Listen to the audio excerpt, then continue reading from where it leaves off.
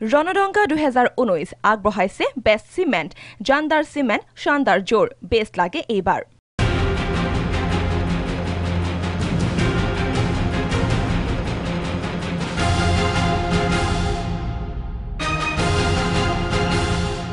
নমস্কাৰ স্বাগতম জনাইছো প্ৰাগ নিউজৰ এই বিশেষ অনুষ্ঠান ৰণডংকা 2019 হলে 5 বছৰত বিজেপি নেতৃত্বাধীন চৰকাৰে বিভিন্ন প্ৰতিশ্ৰুতি দি চৰকাৰ গঠন কৰিছিল আকৌ 5 বছৰ আহিল আৰু গণতন্ত্ৰৰ এইটোৱে এটা ভাল কথা গণতন্ত্ৰই এয়া অন্যতম এটা সুবাস যে 5 বছৰৰ মূৰে মূৰে ৰজা বাৰে বাৰে আহিব লাগে ৰাইজৰ ওচৰলে আৰু 5 বছৰৰ খতিয়ান দিব লাগে হিচাপ নিকাচ দিব লাগে আৰু জনতাক সন্তুষ্ট কৰিবলৈ তেওঁলোকে আকৌ নিৰ্বাচিত হয় আৰু যদি জনতা সন্তুষ্ট নহয় তেনেহলে শাসনৰ পৰা আঁতৰি যায় ৰণডংকা 2019ত আমি অসমৰ বিভিন্ন সমষ্টিত বিশেষকৈ লোকসভা সমষ্টিত আমি কথা পাতি আছো বিভিন্ন ৰাইজৰ লগত মত বিনিময় কৰি আছো গ্ৰাউণ্ড জিৰোত আহিছো যে সমষ্টিসমূহত প্ৰকৃততে কি হৈছে সেই সমষ্টিসমূহৰ সাংসদসকলে আচলতে সেই সমষ্টি কিদৰে প্ৰতিনিধিত্ব কৰিছে উন্নয়নৰ প্ৰসংগ আছে আৰু আজি আমি আছো অত্যন্ত গুৰুত্বপূৰ্ণ মৰ্যাদাপূৰ্ণ কলিয়াবৰ লোকসভা সমষ্টিত আৰু কলিয়াবৰ লোকসভা সমষ্টি যদি আমি চাওঁ কংগ্ৰেছৰ এক প্ৰকাৰৰ দক্ষতা দুৰ্গৰ নিচিনা তৰুণ গগৈৰ পিছত দীপ গগৈৰ পিছত গৌৰৱ গগৈ এক প্ৰকাৰৰ অমেঠি আৰু ৰায়বেৰেলী যিদৰে উত্তৰ প্ৰদেশত কংগ্ৰেছৰ বাবে অসমত কলিয়াবৰ ঠিক তেনেকুৱা কংগ্ৰেছৰ দুৰ্গ কিন্তু এইবাৰ অসম গণ পৰিষদৰ তৰফৰ পৰা প্ৰাৰ্থিত্ব প্ৰদান কৰা হৈছে মণি মাধৱ মহন্তক সদৌ অসম ছাত্ৰ সন্থাৰ সদ্য প্ৰাক্তন উপসভাপতি গতিকে এইবাৰ নিৰ্বাচনী যথেষ্ট প্ৰত্যাহ্বানমূলক হ'ব কলিয়াবৰবাসী ৰাইজ আমাৰ লগত আছে সকলো সাজু হৈছে আৰু 5 গৰাকী প্ৰতিনিধি প্ৰতিটো দল সংগঠনৰ 5 গৰাকী প্ৰতিনিধি আমাৰ লগত আছে সদৌ অসম ছাত্ৰ সন্থাৰ প্ৰতিনিধি আছে চিনাকিটো দিলে ভাল হয় সভাপতি কলিয়াবৰ কেন্দ্ৰীয় ছাত্ৰ সন্থা হয় মই প্ৰদীপ লস্কৰ অসম জাতীয় যুৱ ছাত্ৰ পৰিষদ কলিয়াবৰ জিলা সমিতিৰ সভাপতি নমস্কাৰ মোৰ নাম মৃণাল বৰা মই বিজেপিৰ এজন পুৰণা কৰ্মী আৰু মিনিষ্টাৰ কনসালটেন্সি মেম্বাৰ হিচাপে বৰ্তমান কাৰ্যনিৰ্বাহ কৰি আছো নিশ্চয় আপোনাৰ নমস্কাৰ মই নুৰুল খুদা বিধায়ক ৰূপয়াত সমষ্টি বা কংগ্ৰেছ দলৰ নমস্কাৰ মই গৌতম খাউন প্ৰতিনিধি অসম গণ পৰিষদ কলিয়াবৰ গতিকে আটাইকেইটা বিশেষকৈ মূল দল সংগঠনৰ সদস্য ইয়াত উপস্থিত আছে সদৌ অসম ছাত্ৰ সন্থা জাতীয়তাবাদী যুৱ ছাত্ৰ পৰিষদ প্ৰথমতে মই এই গোটেই বিষয়টো যিহেতু বৰ্তমানে কলিয়াবৰত কংগ্ৰেছৰ প্ৰতিনিধি আছে নুৰুল হুদা ডাঙৰী আপোনাৰ পৰা আৰম্ভ কৰিম আকৌ কিয় ভোট দিব গৌৰৱ গগৈক মানুহে কলিয়াবৰবাসীয়ে ইতিমধ্যে বহুবাৰ দীপ গগৈৰ পৰা আৰম্ভ কৰি তৰুণ গগৈৰ পিছত গৌৰৱ গগৈ আকৌ কিয় ভোট দিব লাগে গৌৰৱ গগৈ ডাঙৰীয়াক এইকাৰণেই কলিয়াবৰ জনসাধাৰণে ভোট দিব যে সাংসদৰ মজিয়াত প্ৰথমবাৰৰ বাবে সাংসদ নিৰ্বাচিত হৈ গৈ তেওঁ সাংসদৰ মজিয়াত ভাৰতবৰ্ষত যি ধৰণে তেওঁ প্ৰতিষ্ঠিত হৈছে সাংসদৰ মজিয়াত বহুত কুৱেশ্যন আমাৰ অসমৰ কাৰণে কৰিছে অসমৰ বানপানীৰ সমস্যাৰ কাৰণে কৰিছে গৰাখহনীয়া সমস্যাৰ কাৰণে কৰিছে উদ্যোগৰ কাৰণে কৰিছে সংস্থাপনৰ কাৰণে কৰিছে বিভিন্ন অসমৰ যেতিয়া যি সমস্যা হৈছে সেই সমস্যাই তেওঁ সজোৰে সংসদৰ মজিয়াত উত্থাপন কৰিব পাৰিছে আৰু ভাৰতবৰ্ষৰ 25জন সাংসদৰ ভিতৰত 25জন শ্ৰেষ্ঠ সাংসদৰ ভিতৰত গৌৰৱ গগৈ ডাঙৰীয়া এজন শ্ৰেষ্ঠ সাংসদ হিচাপে প্ৰতিষ্ঠিত হ'ব পাৰিছে গতিকে সেইটো আমাৰ কলিয়াবৰ সাংসদীয় সমষ্টিৰ সমূহ ৰাইজৰ কাৰণে এটা গৌৰৱৰ কথা আকৌ অসম গণ পৰিষদৰ প্ৰতিনিধিলৈ আহিম প্ৰথম প্ৰশ্নটো তেখেতে কৈছে যিটো বেচিছ এইবাৰ আকৌ ভোট দিব লাগে যে সংসদৰ মজিয়াত অসমৰ সমস্যাবোৰ উত্থাপন কৰিছে মণি মাধৱ মহন্ত মিত্ৰজোঁটৰ প্ৰাৰ্থী এগৰাকী নতুন প্ৰাৰ্থী তুলনামূলকভাৱে প্ৰথমবাৰ নিৰ্বাচনী অৱতীৰ্ণ হৈছে মণি মাধৱ মহন্তক কিয় প্ৰথমবাৰ ৰাইজে আদৰি ল'ব বুলি আপুনি ক'ব বিচাৰে মণি মাধৱ মহন্ত আজি প্ৰায় 21 বছৰ ধৰি ৰাজহুৱা কাম কাজত জড়িত হৈ আহিছে বিভিন্ন সাংস্কৃতিক সামাজিক ক্ৰিয়া সকলো ক্ষেত্ৰতে জড়িত হৈ আজি 21 বছৰ ৰাজহুৱা কাম কৰি আগবাঢ়ি আহিছে সেইকাৰণে কলিয়াবৰ ৰাইজে আগৰ পৰাই তেখেতক আমাৰ ইয়াৰ পৰা বিধায়ক বা সাংসদ হিচাপে বিচাৰি আহিছে গতিকে কলিয়াবৰৰ ৰাইজৰ কথা ৰাখি কলিয়াবৰ ৰাইজৰ দাবীত এইবাৰ তেওঁ সাংসদ হৈ সাংসদৰ প্ৰাৰ্থিত্ব আগবঢ়াইছে গতিকে এজন যুৱ নেতা সুস্থ বক্তা গতিকে আমি ভাবোঁ সেয়েহে মণি মাধৱ মহন্তক কলিয়াবৰ সমষ্টিত ৰাইজে বিচাৰিছে কাৰণ তেওঁৰ 21 বছৰৰ যি ত্যাগ 21 বছৰৰ যি কৰ্ম দক্ষতা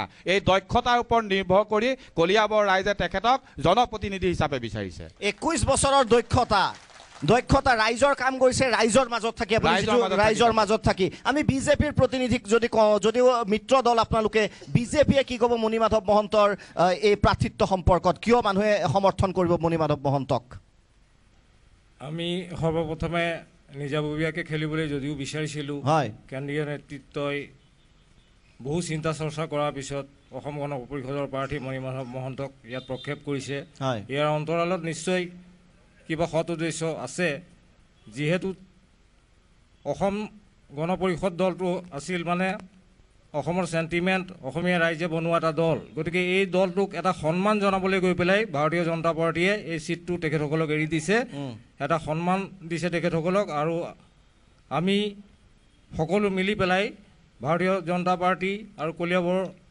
অগপ মিলি পেলাই তেখেতক বিপুল ভোটত জয়যুক্ত কৰাবলৈ আমি প্ৰতিশ্ৰুতিবদ্ধ হৈছোঁ আৰু তেখেত যুৱ নেতা ছাত্ৰ সন্থাৰ মজিয়াৰ পৰা যদিও তেখেত আহিছে তেখেত যুৱক গতিকে ভাৰতীয় জনতা পাৰ্টীয়ে আপোনালোকে দেখিছে যে নতুন নতুন মুখ আনি পেলাই প্ৰক্ষেপ কৰিছে গতিকে শিক্ষা দীক্ষা সকলো ফালৰ পৰা তেখেত উপযুক্ত বুলি গণ্য কৰিছে কলিয়াবৰবাসী ৰাইজে তেখেতক গ্ৰহণ কৰি ল'ব বুলি মোৰ এটা দৃঢ় বিশ্বাস নিশ্চয় মিত্ৰজোঁটে আদৰি ল'ব তেওঁৰ প্ৰত্যক্ষ যে সম্পৰ্ক যিহেতু দুইটা দলৰে প্ৰগাঢ় হৈছে আকৌ অসম জাতীয়তাবাদী যুৱ ছাত্ৰ পৰিষদৰ আপোনাৰ ওচৰলৈ আহিব বিচাৰিছোঁ প্ৰতিবাৰেই নিৰ্বাচন হয় আৰু 5 বছৰ মূৰে মূৰে বিশেষকৈ লোকসভাত সকলোৱে নিজক যোগ্য বুলি কৈ ডেফিনেটলি ক'ব আপুনি কি ভাবে এই মুহূৰ্তত কলিয়াবৰৰ ৰাজনৈতিক প্ৰেক্ষাপট অৰাজনৈতিক দল সংগঠন হিচাপে ছাত্ৰ সংগঠন হিচাপে না চাওক প্ৰত্যেকটো দলৰে ৰাজনৈতিক দলৰে যিসকল প্ৰাৰ্থী আছে প্ৰাৰ্থীসকলে যেতিয়াই নিৰ্বাচন আহে নিৰ্বাচন অহাৰ লগে লগে তেওঁলোকে যি প্ৰতিশ্ৰুতিৰ বন্যা বোৱায় সেই প্ৰতিশ্ৰুতি অৱশ্যে প্ৰতিশ্ৰুতি হৈয়ে থাকে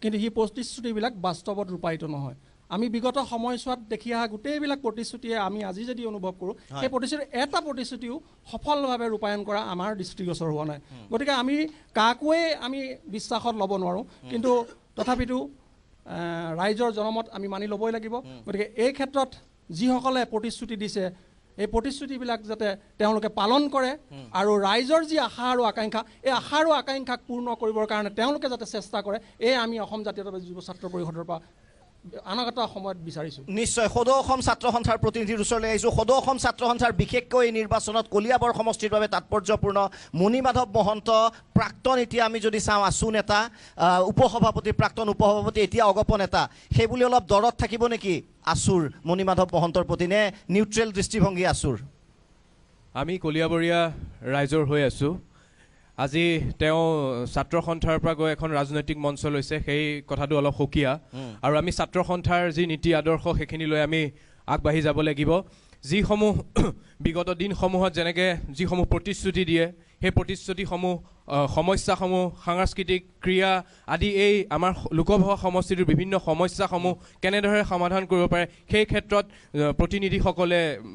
প্ৰতিনিধিসকলে গুৰুত্ব প্ৰদান কৰিব লাগে আৰু যিসমূহ প্ৰতিশ্ৰুতি তেওঁলোকে নিৰ্বাচনত দিয়ে সেই প্ৰতিশ্ৰুতিসমূহ ৰাইজৰ পূৰণ কৰিব লাগে আমি সেইটোৱে আমি ছাত্ৰ সন্থাৰ পৰা আমি বিচাৰোঁ কাৰো প্ৰতি ছফ্ট কৰ্ণাৰ নাই কোনো কেণ্ডিডেটৰ মানে যদিও প্ৰাক্তন আছু আছিল আমি ৰাইজৰ ওচৰলৈ যাওঁ ৰাইজৰ কি কি প্ৰশ্ন আছে এইফালৰ পৰা আৰম্ভ কৰিছোঁ আপোনালোক কোন দলৰ আছিলে সমৰ্থক CPIM দলৰ কিবা যদি প্ৰশ্ন আছে আপুনি কৰিব পাৰে কোনগৰাকী প্ৰতিনিধিক কৰিব আপুনি কৈ লওক মই প্ৰশ্ন কৰাৰ আগতে মই দুটামান কথা ক'ব বিচাৰোঁ যে ৰামৰ দিনত সাধু ৰূপত আহিছিল সীতা হৰণ কৰিবলৈ আৰু আজিৰ সময়ত চকীদাৰ ৰূপত আহিছে চোৰৰ ৰূপ লৈ দেশ লুটিবলৈ কাৰণ আমি 2014 চনত আপুনি দেখিছিলোঁ নৰেন্দ্ৰ মোদী ডাঙৰীয়াই যিবোৰ প্ৰতিশ্ৰুতি দিছিল যে 16 মে'ৰ পিছত অসমৰ পৰা সকলো বাংলাদেশীয়ে তালি টোপোলা লৈ পলাই যাব লাগিব খেদি পঠিয়াম বুলি তেওঁলোক কথাটো কৈছিল কিন্তু আমি বিগত সময়ছোৱাত দেখিছিলোঁ নাগৰিকত্ব সংশোধনী 2016 বিধেয়ক সংশোধনীৰ মাজৰে তেওঁলোকে এখন হিন্দু বাংলাদেশীসকলক আনিবলৈ বিচাৰিছিল আৰু এইখন ৰাজ্যসভাত প্ৰস্তাৱ পাছ নোহোৱাৰ পিছতো তেওঁলোকে পুনৰ যদি আকৌ ক্ষমতালৈ আহে তেতিয়াহ'লে এই যিখন নাগৰিকত্ব সংশোধনী বিধেয়ক তেওঁলোকে সজোৰে আনিম বুলি কথাটো কৈছে আৰু আমি বিজেপি চৰকাৰৰ শাসনকালত আমি দেখিছোঁ কাৰণ এখন কলিয়াবৰৰ সময় এখন গোটেই ভাৰতবৰ্ষৰ এই সাধাৰণ নিৰ্বাচন, এই নিৰ্বাচন সঁচাকৈ এটা গুৰুত্বপূৰ্ণ। কাৰণ যিটো সময়ত তেওঁলোকে ঘোষণা কৰিছিল যে আমি বছৰি 2 কোটি নিবনুৱা কৰ্মসংস্থাপন দিম, তেওঁলোকে 2 কোটি কৰ্মসংস্থাপন দিব নোৱাৰিলে। সৌ সিদিনা পেপাৰত দিছে 3 কোটি 2 লাখ মানুহৰ চাকৰি গ'ল, 3 কোটি মানুহৰ কৰ্মসংস্থাপনত নিবনুৱা সমস্যা। আৰু মূলতঃ আপুনি যিটো কৈছে যে নাগৰিকত্ব সংশোধনী বিধেয়কৰ ওপৰত চকু থাকিব এবাৰ, কোনটো দলে কি কৰে, বিজেপিয়ে কিবা প্ৰত্যুত্তৰ দিব বিচাৰিব নেকি? প্ৰতিনিধিগৰাকীয়ে কি ক'ব? নাগৰিকত্ব সংশোধনী বিধেয়ক এখেতে কৈছে অসমৰ ৰাইজে মানি ল'ব নোৱাৰে, কিয় ভোট দিব বিজেপিক? মই যিমান দূৰ জানো এই বিলখন এখন সৰ্বভাৰতীয় বিল, গতিকে অসমো ভাৰতবৰ্ষৰ অংগ, গতিকে সেই ক্ষেত্ৰত আমি ইয়াত পূৰ্ণ সমৰ্থন জনাওঁ। অসম গণ পৰিষদ কি ক'ব? নাগৰিকত্ব সংশোধনীত পদত্যাগৰ বহু কিবা কিবি হ'ল, গালি গালাজো হ'ল পঞ্চায়ত, মই সেইবোৰ নকওঁ আজি, সুস্থ এটা পৰিৱেশ। আপোনাৰ পৰা জানিম অসম গণ পৰিষদ বিজেপি নাগৰিকত্ব সংশোধনী বিধেয়ক আকৌ আহিলে বিপদ নহ'ব জানো অসম গণ পৰিষদ বিজেপিৰ মিত্ৰতা? অসম গণ পৰিষদ আৰু বিজেপি দলৰ নিৰ্বাচনী যিহেতু মিত্ৰতা হৈছেই, কিন্তু তাতো এটা কথা আছে, অসম গণ পৰিষদে আজিৰ তাৰিখতো কৈছে এই নাগৰিকত্ব সংশোধনী আইনৰ ক্ষেত্ৰত অসম গণ পৰিষদে কেতিয়াও আপোচ নকৰে। আৰু এই ক্ষেত্ৰত বিজেপিৰ শীৰ্ষ দলীয় নেতা আৰু অসম গণ পৰিষদৰ শীৰ্ষ দলীয় নেতাৰ মাজত যেতিয়া আলোচনা হৈছিলে, তেতিয়া তেওঁলোকে ইলেকশ্যনৰ যিটো শ্বৰ্ট টাৰ্ম, এই শ্বৰ্ট টাৰ্মটোৰ পিছত দুয়োটা দল বহি ইয়াৰ মাজত এটা সুস্থিৰ সিদ্ধান্তলৈ উপনীত হ'ব বুলি তেওঁলোকে ঘোষণা কৰিছে। নিশ্চয়। গতিকে আপুনি কৈছে যে পাৰ্থক্য নাই, কিন্তু অমিত শ্বাহে যিহেতু কৈছে সংশোধনী, বিজেপিৰ মানুহ কোন আছে? বিজেপিৰ যদি আমি প্ৰতিনিধি কোনোবাই ক'ব বিচাৰে অকণমান থিয় হৈ দিয়ক। গৌৰৱ গগৈৰ কাৰ্যকাল কিদৰে বিশ্লেষণ কৰিব বিজেপিৰ দৃষ্টিভংগীৰে? বিজেপিৰ দৃষ্টিভংগীৰে গৌৰৱ গগৈ, তৰুণ গগৈ, দীপ গগৈ একফালৰ পৰা তেওঁলোকৰেই সাংসদ হৈ আছে, এক প্ৰকাৰ গগৈ পৰিয়ালৰ দুৰ্গ।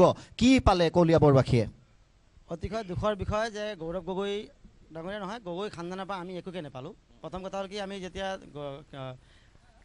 গৌৰৱ গগৈ ডাঙৰীয়াকে যেতিয়া ক'লে মাইকী মাছ মহিলা মাছ বুলি, গতিকে সেই বিষয়ে আমি গম পাওঁ তেওঁ এই অসমৰ বিষয়ে বা মাছৰ বিষয়ে তেওঁ কিমান জ্ঞান আছে। মই নুৰুদ্দিন ডাঙৰীয়াক এটা পোনপটীয়া প্ৰশ্ন সুধিব বিচাৰোঁ। যেতিয়া তৰুণ গগৈ ডাঙৰীয়া বাৰম্বাৰ কৈ আছে যে মই আজমৰ লগত মিত্ৰ নকৰোঁ, MLA ইলেকশ্যন নকৰোঁ বুলি কৈছে, তেওঁ নকৰোঁ বুলি কোৱাৰ পিছতো এতিয়া তেওঁ কিয় আকৌ এই আজমলৰ আগত সেও মানিবলগীয়া হৈছে? আৰু আজমল ডাঙৰীয়া যে কিমান সাহস পালে যে তেওঁ ক'বলৈ ধৰিছে যে গৌৰৱ গগৈ মোৰ পুতেকৰ নিচিনা। গতিকে আজি ইমান সাহস হ'ল নে গৌৰৱ গগৈ যে মুছলমানৰ পুতেকৰ নিচিনা ক'বলৈ তেওঁ কেনেকৈ সাহস পালে?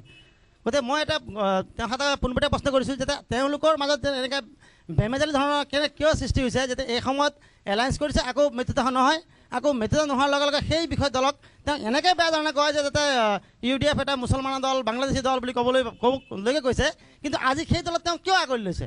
গতিকে এই বিষয়ে অসমৰ জনগণে সচেতন, তেওঁলোকে এটা দৃঢ় বিশ্বাস বান্ধি লৈছে যে এই ৰণটো অসমৰ কাৰণে অসম আৰু বাংলাদেশী ৰণ। গতিকে ইয়াত যদি অসমৰ অস্তিত্ব আৰু হিন্দু ৰাষ্ট্ৰ বজাই ৰাখিব লাগিব, তেনেহ'লে ৰাইজৰ একমাত্ৰ বিকল্প হ'ল বিজেপি চৰকাৰ। AIDFৰ লগত মিত্ৰতা কিয়? অনুৰোধ ডাঙৰীয়া ডাঙৰ প্ৰশ্ন তেওঁলোকে উত্থাপন কৰিছে, AIDFৰ লগত মিত্ৰতা কিয়? গোপন একেবাৰে যিটো কথা কৈছে, বিজেপি দলৰ মুখত কিন্তু এই কথাটো শুবা নাপায়। এইকাৰণে নাপায়, AIDFৰ লগত কংগ্ৰেছৰ কোনোদিন মিত্ৰতা হোৱা নাই আৰু নহয়, ভৱিষ্যতো নহয়। বিজেপি যেনেকৈ এটা সাম্প্ৰদায়িক দল, AIDF এটা সাম্প্ৰদায়িক দল।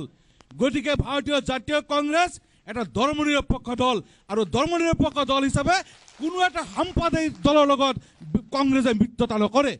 বিজেপিয়ে মিত্ৰতা কৰিছে, গোপন মিত্ৰতা কৰিছে আপোনাৰ AIDFৰ লগত। তাৰ প্ৰমাণ মই নিজে যোৱা আমাৰ পঞ্চায়ত নিৰ্বাচনত যেতিয়া জিলা পৰিষদৰ নিৰ্বাচন হৈছিলে, আৰু সেই জিলা পৰিষদৰ নিৰ্বাচনত নগাঁও জিলা পৰিষদ যেতিয়া গঠন হ'ব, সেইদিনা সেই মিটিংখনত মই আছিলোঁ। অগপৰ 3জন সদস্য আছিলে, AIDFৰ 3গৰাকী সদস্য আছিলে, আমাৰ কংগ্ৰেছৰ 11গৰাকী সদস্য আছিলে, আৰু বিজেপি দলৰ 12গৰাকী সদস্য আছিলে। কিন্তু এগৰাকীক তেওঁলোকে এবচেণ্ট কৰালে বেলেগ এটা কাৰণত। সমান কংগ্ৰেছ 11, বিজেপি 11, AGP 3, AIDF 3। তাৰপিছত ভোটিং হ'ল, ৰিজাল্ট ওলালে 14 পালে আপোনাৰ বিজেপি দলে। AIDFৰ 3টা বুথ বিজেপি দলক প্ৰদান কৰে। মানে মিত্ৰতা বিজেপি AIDFৰ আছে, আপুনি যিটো কৈছে মিত্ৰতা প্ৰমাণ হৈ গ'ল। আৰু এটা কথা শুনক, গোৱালপাৰা জিলা পৰিষদৰ নিৰ্বাচনত AIDF দলে হুইপ জাৰি কৰিছিলে বিজেপিক ভোট দিয়াৰ কাৰণে। গতিকে আজি বিজেপিৰ প্ৰতিনিধিজনে যি কথা কৈছে, এই কথাটো তেওঁলোকৰ মুখত শুবা নাপায়। বিজেপি আৰু AIDFৰ লগত, বিজেপি AIDFৰ লগত সম্পৰ্ক আছে, কংগ্ৰেছৰ লগত সম্পৰ্ক নাই। যোৱা বিধানসভা নিৰ্বাচনত AIDF দলৰ আজি বিজেপি দলৰ ছত্ৰছায়াত থাকি AUDF দলে অসমৰ বিভিন্ন সমষ্টিৰ প্ৰতিনিধি দি তেওঁলোকে কংগ্ৰেছক হৰুৱাই বিজেপিক সহায় কৰিছে। নিশ্চয় বিজেপি এই অসমৰ জনসাধাৰণে জানে। অসম গণ পৰিষদৰ কোন আছে? অসম গণ পৰিষদৰ ইয়াত অসম গণ পৰিষদৰ সৈতে মই প্ৰতিনিধিৰ সৈতে আহিছোঁ, যিটো আকৌ মণিমাধৱ মহন্ত প্ৰথমবাৰ প্ৰক্ষেপিত প্ৰাৰ্থী, যথেষ্ট অভিজ্ঞতা সম্পন্ন বুলি উল্লেখ কৰিছে, ৰাজহুৱা জীৱনত আছে। আপুনি কি ভাবে যে অসম গণ পৰিষদে মণিমাধৱ মহন্তক কিয় ভোট দিব কলিয়াবৰবাসী ৰাইজে? ৰণদংকা 2019 আগবঢ়াইছে বেষ্ট চিমেণ্ট, জানদাৰ চিমেণ্ট, শানদাৰ জোৰ, বেষ্ট লাগে এইবাৰ।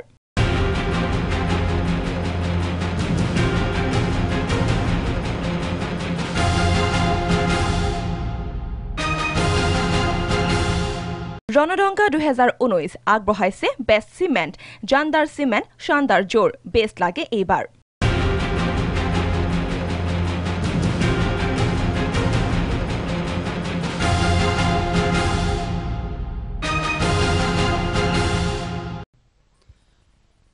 প্ৰথম কথা হ'ল মণিমাধৱ মহন্ত ডাঙৰীয়া নাটকীয়ভাৱে কলিয়াবৰ সমষ্টিত প্ৰৱেশ কৰা নাই।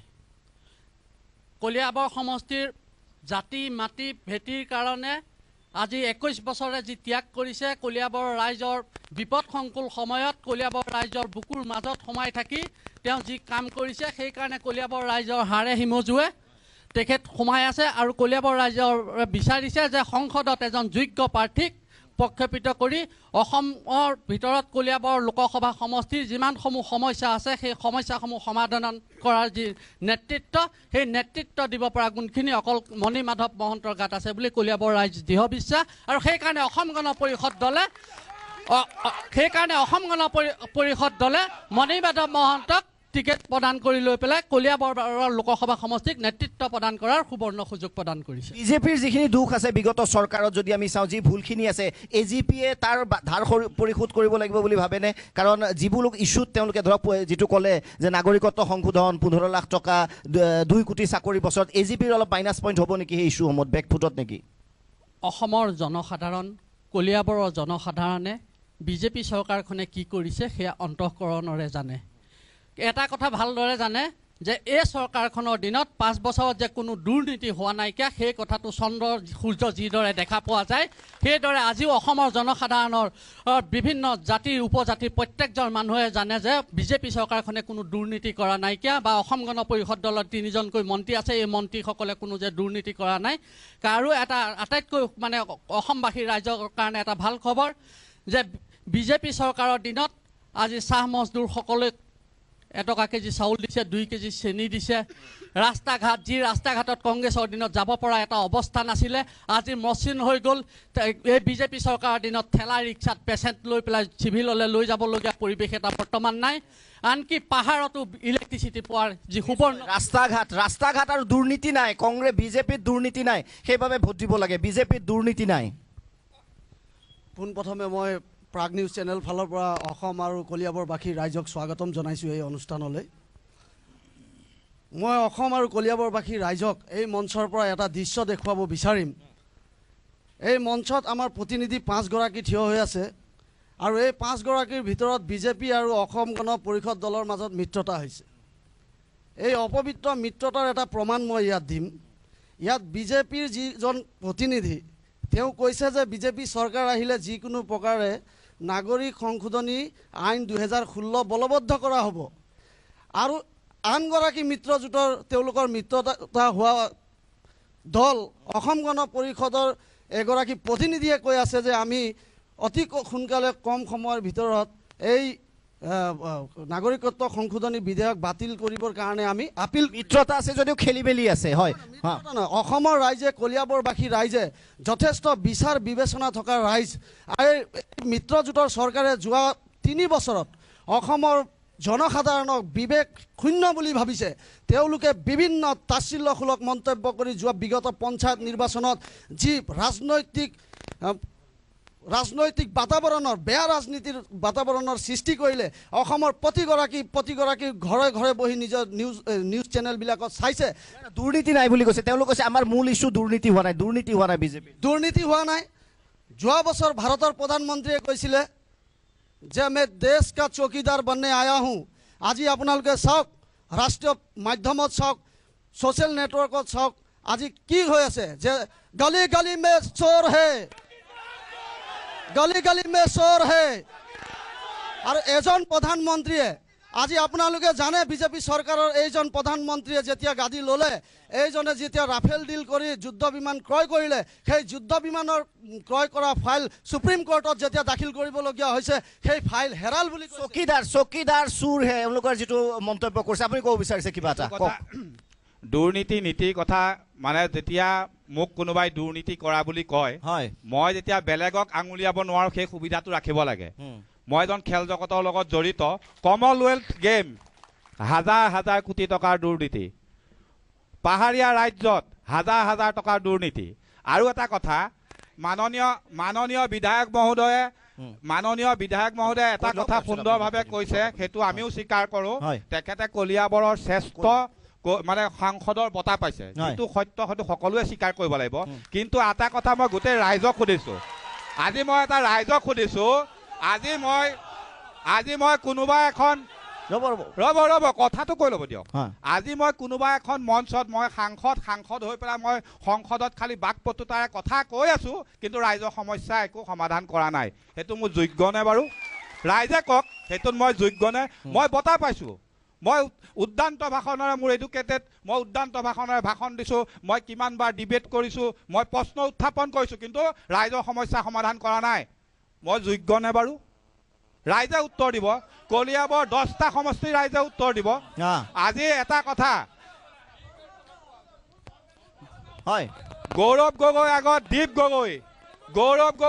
দীপ গগৈ MP আছিলে। মানে কেৱল তেওঁ যিটো কৈছে না এটা উত্তৰ, সংসদত কেৱল ভাষণ দিলে নচলিব। এখেতে যিটো কৈছে সংসদত ভাষণ দিলে নহ'ব। ৰাইজৰ সমস্যা কংগ্ৰেছৰ দিনত দুৰ্নীতি ভ্ৰষ্টাচাৰ হৈছিল কাৰণে কংগ্ৰেছক বিদায় দিছিল, বিজেপিক আনিছিল। কিন্তু বিজেপিয়ে এতিয়া সেই একে আপোনাৰ দুৰ্নীতি তাতকৈ ভয়ানকভাৱে দুৰ্নীতি কৰিছে। নিশ্চয় সংসদত কথা ক'লে নহ'ব, নিশ্চয় সংসদত কথা ক'লে নহ'ব। কি ক'ব আৰু কি হ'ব? সংসদত কথা ক'লে নহ'ব। এটা কথাৰ জ্বলন্ত উদাহৰণ আপোনালোকৰ মিডিয়া যোগেদি আমি পাইছিলোঁ। গৌৰৱ গগৈয়ে সংসদত কি উত্থাপন কৰিছে নাজানো। যি সময়ত সমগ্ৰ নগাঁও জিলাত বানপানীয়ে ভৰপূৰ সমস্যা হৈছিলে, মানুহৰ হাহাকাৰ অৱস্থা লাগিছিলে, ৰকিবুল হুছেইন ডাঙৰীয়া আৰু গৌৰৱ গগৈ ডাঙৰীয়াই ভূৰত উঠি যিখন নাটক কৰাৰ পিছত যেতিয়া তেওঁ চাইকেল লৈ আহোঁতে মন্তব্য কৰিছিলে, ইয়াৰ পিছতো যদি তহঁতে ভোট নিদিয়, ভোটৰ স্বাৰ্থত যে মানুহৰ ওচৰত দুখৰ সময়ত খাৰা হয়, সেই কথা কিন্তু প্ৰমাণ কৰি দিছে। ইয়াৰ পিছতো যদি ভোট নিদিয় বুলি কৈ লৈ পেলাই মানুহৰ যি বিপদসংকুল সময়ত তেওঁ তাচ্ছিল্য কৰি লৈ পেলাই ভোটত বানপানীৰ সময়ত কংগ্ৰেছে একো কৰা নাছিল। কি ক'ব অভিযোগ? কি কৰিছে? কি বাইদেউগৰাকী কওক, মহিলা এগৰাকীয়ে ক'ব, কওক। বানপানীৰ সময়ত তেওঁ কৈছে যে একো কৰা হোৱা নাছিল, ৰকিবুল হুছেইনৰ তৰফৰ পৰা, AGPৰ তৰফৰ পৰা যিখিনি কৰা হৈছিল। ধন্যবাদ আপোনালোকলৈ। আজি আপোনালোকে আমাৰ কলিয়াবৰৰ ছবি এখন যে ৰাইজৰ আগত আনিব ধৰিছে, গতিকে প্ৰাগ নিউজৰ তৰফৰ পৰা আমি ধন্যবাদ জ্ঞাপন কৰিছোঁ। আমাৰ আজি বহুত আক্ষেপ থাকিল। আজি 20 বছৰে ইয়াৰ এজন মন্ত্ৰী হৈ থাকিল। আজি মন্ত্ৰী হৈ আমাৰ কলিয়াবৰখন যদিও সমস্যাৰে জৰ্জৰিত, কিন্তু বানপানী সমস্যাই গোটেই কলিয়াবৰ ৰাইজক জুৰুলা কৰিলে, কিন্তু তাৰ প্ৰত্যুত্তৰ আমাৰ কলিয়াবৰ ৰাইজে একো নাপালে। ইয়াৰ এজন মন্ত্ৰী থকাৰ পিছতো কলিয়াবৰ ৰাইজে কোনো ধৰণৰ সাহায্য নাপালে। ইয়াত কলিয়াবৰ প্ৰত্যেক AGP BJP কংগ্ৰেছৰ কথা নাই, প্ৰত্যেকজনে জানে আমাৰ কলিয়াবৰ ৰাইজে কি পালে। মোৰ ক'বলৈ ইমানেই, তেখেতে আমাৰ নিবনুৱা সমস্যা আমাক কোনো সমাধান নকৰিলে। আজি তেখেতে বানপানীৰ সমস্যা কোনো সমাধান নকৰিলে। যিখিনি আহিলে তেখেতে আকৌ এতিয়া মিত্ৰজোঁটত জড়িত হৈ জইন হৈ তেখেতে আকৌ নিজৰ ভায়েকক নিজৰ স্বাৰ্থৰ কাৰণে আকৌ যিখন বিলৰ বিৰোধিতা কৰি আকৌ ক'লা পতাকা দাঙি ধৰি আকৌ তেখেতে আমাক ক'লা পতাকা নিশ্চয় এখেতে ক'ব, এখেতে অকণমান ক'ব, তাৰপিছত বিৰতি ল'ম। এখেতে মই প্ৰাগ নিউজক ধন্যবাদ জনাইছোঁ আমি ধন্যবাদ জনাইছোঁ যে কলিয়াবৰীয়া ৰাইজৰ মনৰ কথা কোৱাৰ এটা সুযোগ প্ৰদান কৰিছে, তাৰ কাৰণে প্ৰাগ নিউজক ধন্যবাদ জনাইছোঁ। বাইদেউগৰাকীক মোৰ পোনপটীয়া প্ৰশ্ন, আৰু কংগ্ৰেছৰ আমাৰ যিজন প্ৰতিনিধি আছে তেখেতলৈ মোৰ পোনপটীয়া প্ৰশ্ন। বাইদেৱে যে কৈছে যে মণিমাধৱ মহন্ত ভাতৃপ্ৰেমৰ বলীয়া হৈ আজি ৰাজনীতিত প্ৰৱেশ কৰিছে, গৌৰৱ গগৈ ডাঙৰীয়াক যেতিয়া 2013 চনত নাটক মঞ্চস্থ কৰি অসমৰ মুখ্যমন্ত্ৰীৰ পুতেক হিচাপে তেখেত বিলাত ফেৰত আছিলে, তেখেতৰ কি ধৰণৰ জাতি প্ৰেম আছিলে, কি সামাজিক প্ৰেম আছিলে, কিহৰ যোগ্যতাত তেখেত আহি প্ৰাৰ্থিত্ব পাইছিলে একমাত্ৰ এইটোৱেই যে ৰজাৰ পুত্ৰ ৰজা বুলি কিন্তু মণিমাধৱ মহন্তৰ এটা সুস্থ আদৰ্শ আছে মণিমাধৱ মহন্তৰ জাতি প্ৰেমক উপলংঘা নকৰিবলৈ আমি সকীয়াই দিছোঁ কংগ্ৰেছ দলক আজি 21টা বছৰে মণিমাধৱ মহন্তৰ আদৰ্শ আৰু সমাজৰ লগত চলি মণিমাধৱ মহন্তই সমাজৰ লগত চলি মণিমাধৱ মহন্তই আজি কলিয়াবৰীয়া প্ৰতিটো জেগাতে কলিয়াবৰৰ তেখেতে প্ৰতিনিধিত্ব কৰি আহিছে কলিয়াবৰীয়া ৰাইজৰ সুস্থ বিচাৰ আৰু বিবেচনা আছে কলিয়াবৰীয়া ৰাইজৰ সুস্থ আৰু বিচাৰ আৰু বিবেচনা আছে ভাতৃপ্ৰেমৰ বলীয়া হৈ মণিমাধৱ মহন্ত নাই মণিমাধৱ মহন্তৰ এটা আদৰ্শ আছে মণিমাধৱ মহন্তৰ জাতি প্ৰেম আছে মণিমাধৱ মহন্ত সমাজৰ প্ৰতিটো জাতি জনগোষ্ঠীৰ লগত মণিমাধৱ মহন্ত ডাঙৰ হৈছে এফালে অভিযোগ যে ভাতৃপ্ৰেমত অন্ধ হৈ প্ৰতিনিধিত্ব কৰিছে আনফালে আকৌ পুত্ৰ স্নেহৰ কথা গতিকে স্নেহ দুইফালে আছে বংশবাদ দুইফালে আছে ৰাইজে কোনফালে যাব ডাঙৰ কথা হ'ব বিৰতিৰ পিছত উভতি আহিম আমাৰ এই বিশেষ অনুষ্ঠান ৰণদংকা 2019 ৰণদংকা 2019 আগবঢ়াইছে বেষ্ট চিমেণ্ট জানদাৰ চিমেণ্ট শানদাৰ জোৰ বেষ্ট লাগে এইবাৰ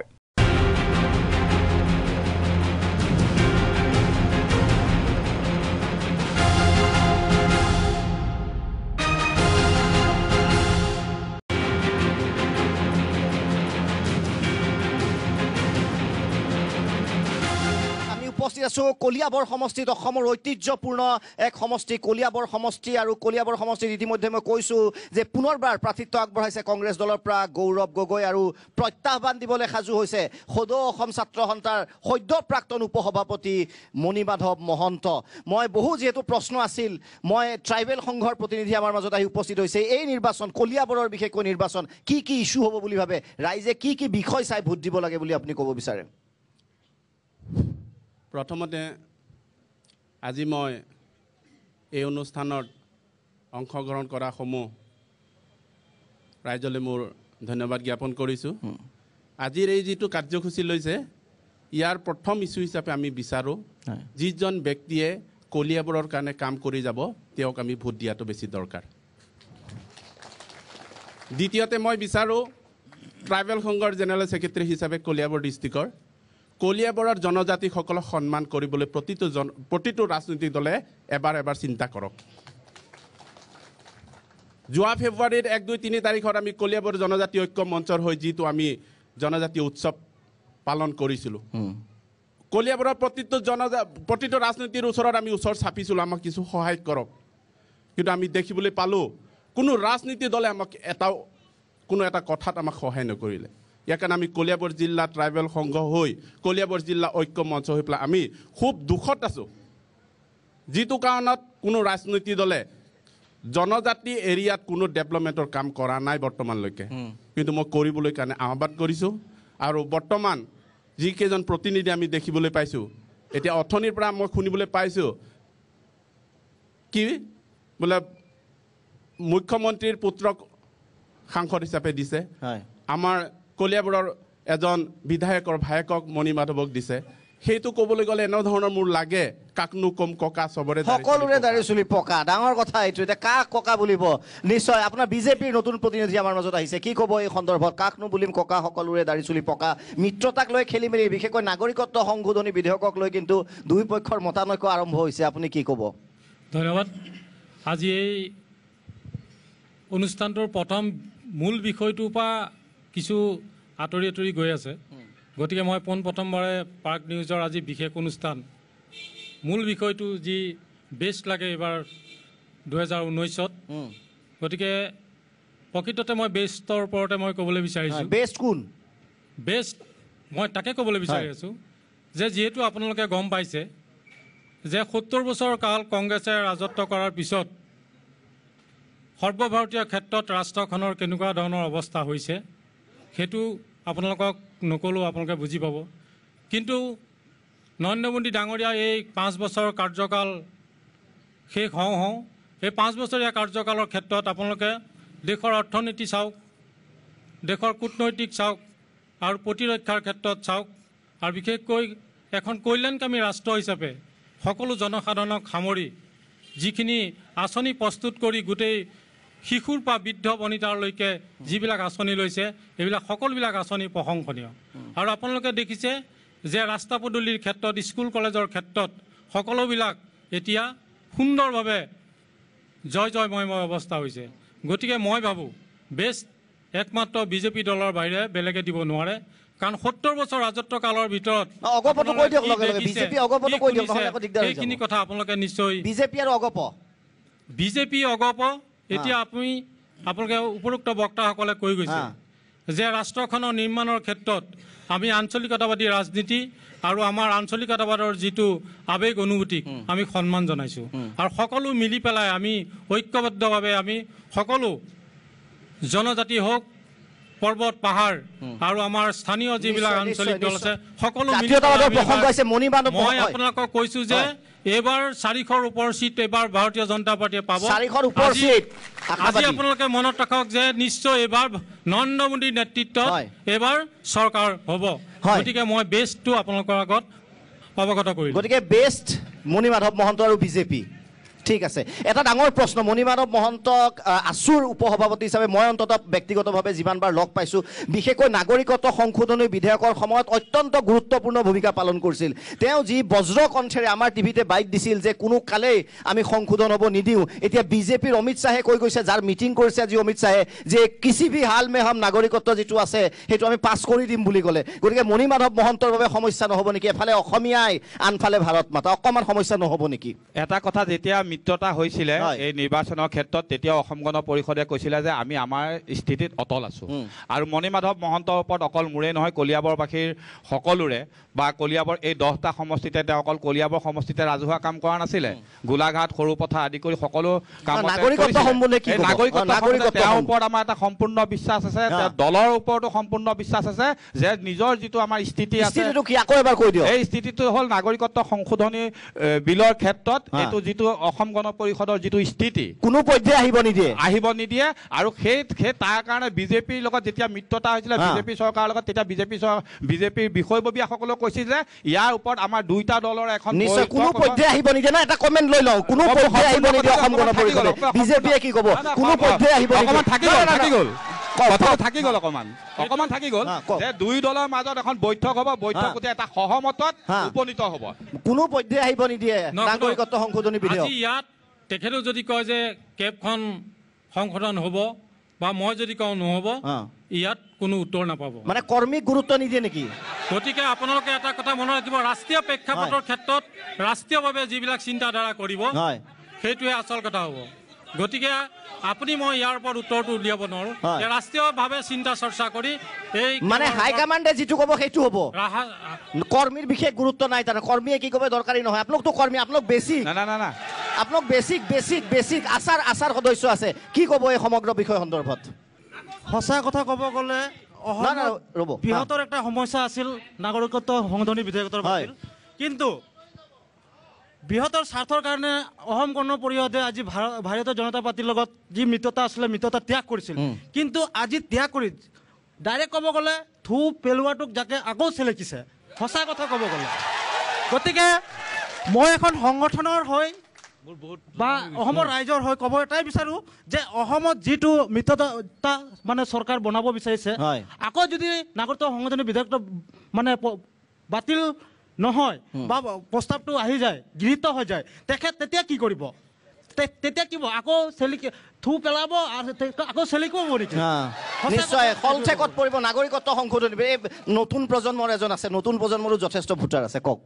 ধন্যবাদ, সকলোকে ধন্যবাদ জনাইছোঁ। অকল এটাই অনুৰোধ জনাইছোঁ, অসমবাসীয়ে চাই আছে, কলিয়াবৰৰ যাতে সন্মানটো বজাই ৰাখে সকলোৱে। কংগ্ৰেছৰ স্থিতিটো এটাৰ বিষয়ে মই সুধিব বিচাৰিছোঁ। কংগ্ৰেছে যে নাগৰিকত্ব সংশোধনী বিলখনক বিৰোধিতা কৰি আছে, শিলচৰৰ তেওঁলোকৰ এজন সাংসদ আছে, মহিলা সাংসদ, সৰ্বভাৰতীয় মহিলা কংগ্ৰেছৰ তেওঁ সম্পাদকো দায়িত্বত আছে, সভানেত্ৰীৰ দায়িত্বত আছে। তেখেতৰ স্থিতিটো কি হ'ব? আৰু তেওঁলোকে কি দুমুখীয়া স্থিতি লৈছে নেকি? ৰ'ব, কথাখিনি শুনি ল'ব দিয়ক, কথাখিনি শুনাৰ ধৈৰ্য লওক না, কথাখিনি শুনাৰ ধৈৰ্য লওক। ৰাইজে অসমে চাই আছে, কলিয়াবৰৰ সন্মানটো ৰাখক অকণমান। শুনক, কংগ্ৰেছৰ দুমুখীয়া স্থিতি সকলোৱে দেখিছে। আৰু এইবাৰ কলিয়াবৰত মণি মাধৱ মহন্ত ডাঙৰীয়াক যে কেণ্ডিডেট দিছে, হাৰিব জিকিব ৰাইজে চিলেক্ট কৰিব, আপুনি চিলেক্ট নকৰে। ৰাইজে হৈছে গণতন্ত্ৰৰ ৰজা। মণি মাধৱ মহন্তই সামাজিকভাৱে, সাংস্কৃতিকভাৱে সকলো দিশতে তেওঁ মাত মাতি আহিছে। 21 বছৰ তেওঁ ৰাজহুৱা কামত জড়িত হৈ আছে তেতিয়া কি আপোনালোকে নেদেখিলে নেকি তেওঁ যে কেশৱ মহন্তৰ ভায়েক বুলি এতিয়া যে তেখেত কেশৱ মহন্তৰ ভাতৃ বুলি যে আপোনালোকে কি কলিজাত ভয় খাইছে নেকি যে তেওঁলোকে গৌৰৱ গগৈ ঘৰুৱাব মই এটা আজিৰ এই মঞ্চখনৰ পৰা মই এটা কথাই ক'ব বিচাৰিছোঁ এইখন এখন ৰাজহুৱা মঞ্চ আমাৰ কলিয়াবৰৰ এটা ঐতিহাসিক এটা সন্মান আছে মই বিচাৰিম আজি এই টক শ্ব'ত অংশগ্ৰহণ কৰা প্ৰতিগৰাকী কলিয়াবৰীয়া ভদ্ৰ নাগৰিকক মই এটাই অনুৰোধ জনাইছোঁ ইয়াত থাকি এই সভাৰ সৌষ্ঠৱ ৰক্ষা কৰি যাতে তেওঁলোকে শব্দ প্ৰয়োগ কৰে যাতে অশালীন শব্দ যাতে ব্যৱহাৰ কৰি কলিয়াবৰীয়া ৰাইজক যাতে অপমান নকৰে মই মোৰ ফালৰ পৰা মই মিনতি কৰি আহিছোঁ নিশ্চয় নুৰুল হুদা ডাঙৰীয়া আপোনাৰ তাৰপিছত মই আহিম না নুৰুল হুদাই কৈ লওক নুৰুল হুদা ডাঙৰীয়া বহু অভিযোগ আছে গৌৰৱ গগৈৰ বিৰুদ্ধে লিখি ৰাখিছে আপুনি মই দেখিছোঁ মোৰ মোক অলপ সময় দিব লাগিব মোক অলপ সময় দিব লাগিব প্ৰথমতে মই ক'লোঁ বিজেপি দলৰ পৰা ক'লে দুৰ্নীতিৰ কথা কংগ্ৰেছে দুৰ্নীতি কৰিছে এই কথাটো আজি নতুন নহয় 2014 চনৰ নিৰ্বাচনৰ আগতো তেওঁলোকে কৈ আহিছে যে কংগ্ৰেছে দুৰ্নীতি কৰি ভাৰতবৰ্ষ লুটিপুটি খাই বিদেশৰ বেংকত ছুইচ বেংকত টকা জমা ৰাখিছে যদি ভাৰতৰ জনসাধাৰণে বিজেপিক শাসনত দিয়ে তেতিয়াহ'লে সেই টকাসমূহ ঘূৰাই আনি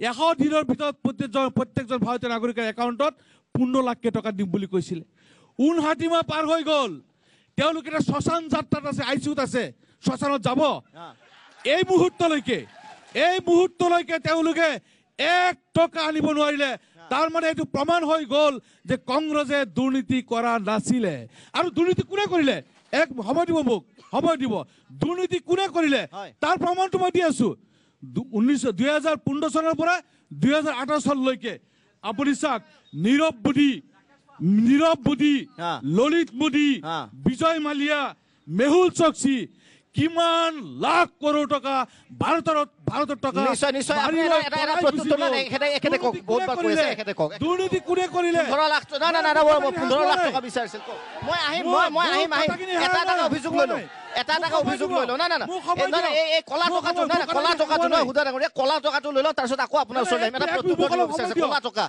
15 লাখ টকা 15 লাখ টকাৰ কথাটো আপোনালোকে এতিয়া আজি যি ধৰণে ক'ব আৰম্ভ কৰিছে আজি 5 বছৰে আপোনালোকে কি কৰিলে 5 বছৰটো আপোনালোক সকলো মনে মনে আছিল আজি যেতিয়া ইলেকশ্যন আহিছে আপোনালোকে মিছা কথা ক'বলৈ আকৌ আৰম্ভ কৰিছে আপোনালোকে ৰাকেশ পালৰ কথা কওক আজি যিমান সমূহ এচিএছ বিষয়া আজি এৰেষ্ট কৰিলে সেই এৰেষ্ট কৰা বিষয়াসকলক নিযুক্তি কাৰ চৰকাৰৰ দিনত দিছে এপিএছচিৰ দক্ষতা নুৰুল হুদা মই তেখেতে ক'ব আকৌ নেক্সট পইণ্টটো কওক এপিএছচি যিটো কেলেংকাৰীৰ কথা কৈ আছে এইটো আইনগতভাৱে তদন্ত হৈ আছে আৰু বিচাৰ হ'ব এইটো কংগ্ৰেছে এইটো কৰা নাই কোনো এজন বিষয়াই কৰিছে তাৰ ওপৰত বিধিগত ব্যৱস্থা হৈ আছে মোক কথাখিনি ক'ব দিয়ক শুনক এটাকে ক'ব দিয়ক ইয়াত কৈ গৈছে এখেতে শুনক কথাখিনি যদি আপোনালোকে প্ৰশ্নটো কৰিছে উত্তৰখিনি শুনাৰ কাৰণে যদি কথা নাথাকে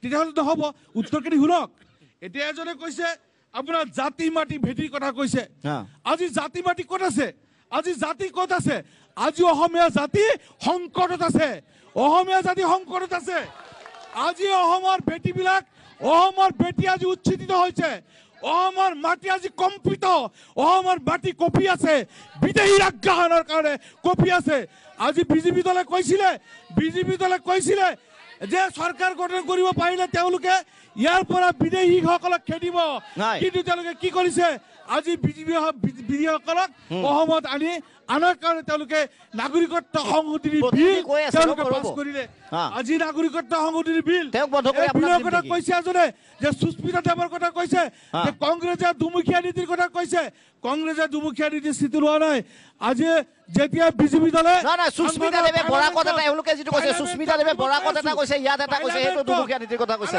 সুস্মিতা দেৱে শুনাৰ কাৰণে ধৈৰ্য ধৰক হয় সুস্মিতা ডাঙৰীয়ানীয়ে ইয়াৰ সপক্ষে কথা কৈছিলে কিন্তু যেতিয়া আমাৰ সৰ্বভাৰতীয় জাতীয় কংগ্ৰেছ দলৰ বৈঠকৰ সিদ্ধান্ত হ'ল যে আমি এই আইন কোনোপধ্যে আনি দিব নোৱাৰোঁ কাৰণ ভাৰতৰ গণতন্ত্ৰৰ পৰিপন্থী অসমৰ অস্তিত্ব বিনাশ হ'ব গতিকে আমাৰ সভাপতি ৰাহুল গান্ধী ডাঙৰীয়াৰ নেতৃত্বত আমাৰ কংগ্ৰেছে সিদ্ধান্ত লৈছে যে এই আইনৰ বিৰুদ্ধে আমি থিয় দিম আৰু আপোনালোকে দেখা পাইছে নিশ্চয় যেতিয়া সাংসদৰ মজিয়াত লোকসভাত এই আইন পাছ কৰিলে ৰাজ্যসভাৰ যেতিয়া উঠাব সেই সময়ত ৰাজ্যসভাৰ আমাৰ সাংসদসকলক লৈ আমাৰ সহযোগী দল 22টা দলৰ সাংসদসকলক লৈ ৰাহুল গান্ধী ডাঙৰীয়া ষ্টেপ ল'লে যে আইন কোনোপধ্যে আমি নিশ্চয় একাংশ নিৰপেক্ষ ৰাইজো আছে তেওঁলোকৰ সৈতেও আমি আহিম বিৰতিৰ পিছত নহয় নিশ্চয় ধন্যবাদ আৰু কলিয়াবৰৰ নিৰপেক্ষ ৰাইজসকলো আছে তেওঁলোকৰ মাজৰ মতামত ল'ম উদয় ডাঙৰীয়া নিশ্চয় নিশ্চয় নিশ্চয় তেওঁলোকৰ মতামত ল'ম ৰণদংকা 2019 আৰু ৰাইজে মনৰ কথা কৈছে বিশেষকৈ ঐতিহ্যপূৰ্ণ মই আকৌ কৈছোঁ কলিয়াবৰ সমষ্টিৰ ৰাইজে মনৰ কথা কৈ আছে অসমৰ ৰাইজে চাই আছে যে প্ৰকৃততে 2019ৰ যি নিৰ্বাচনী মহাভাৰতত কোন জয় হ'ব কোনে পৰাজয় বৰণ কৰিব বিৰতিৰ পিছত উভতি আহিম আমি নিৰপেক্ষ ৰাইজৰ ওচৰলৈ যাম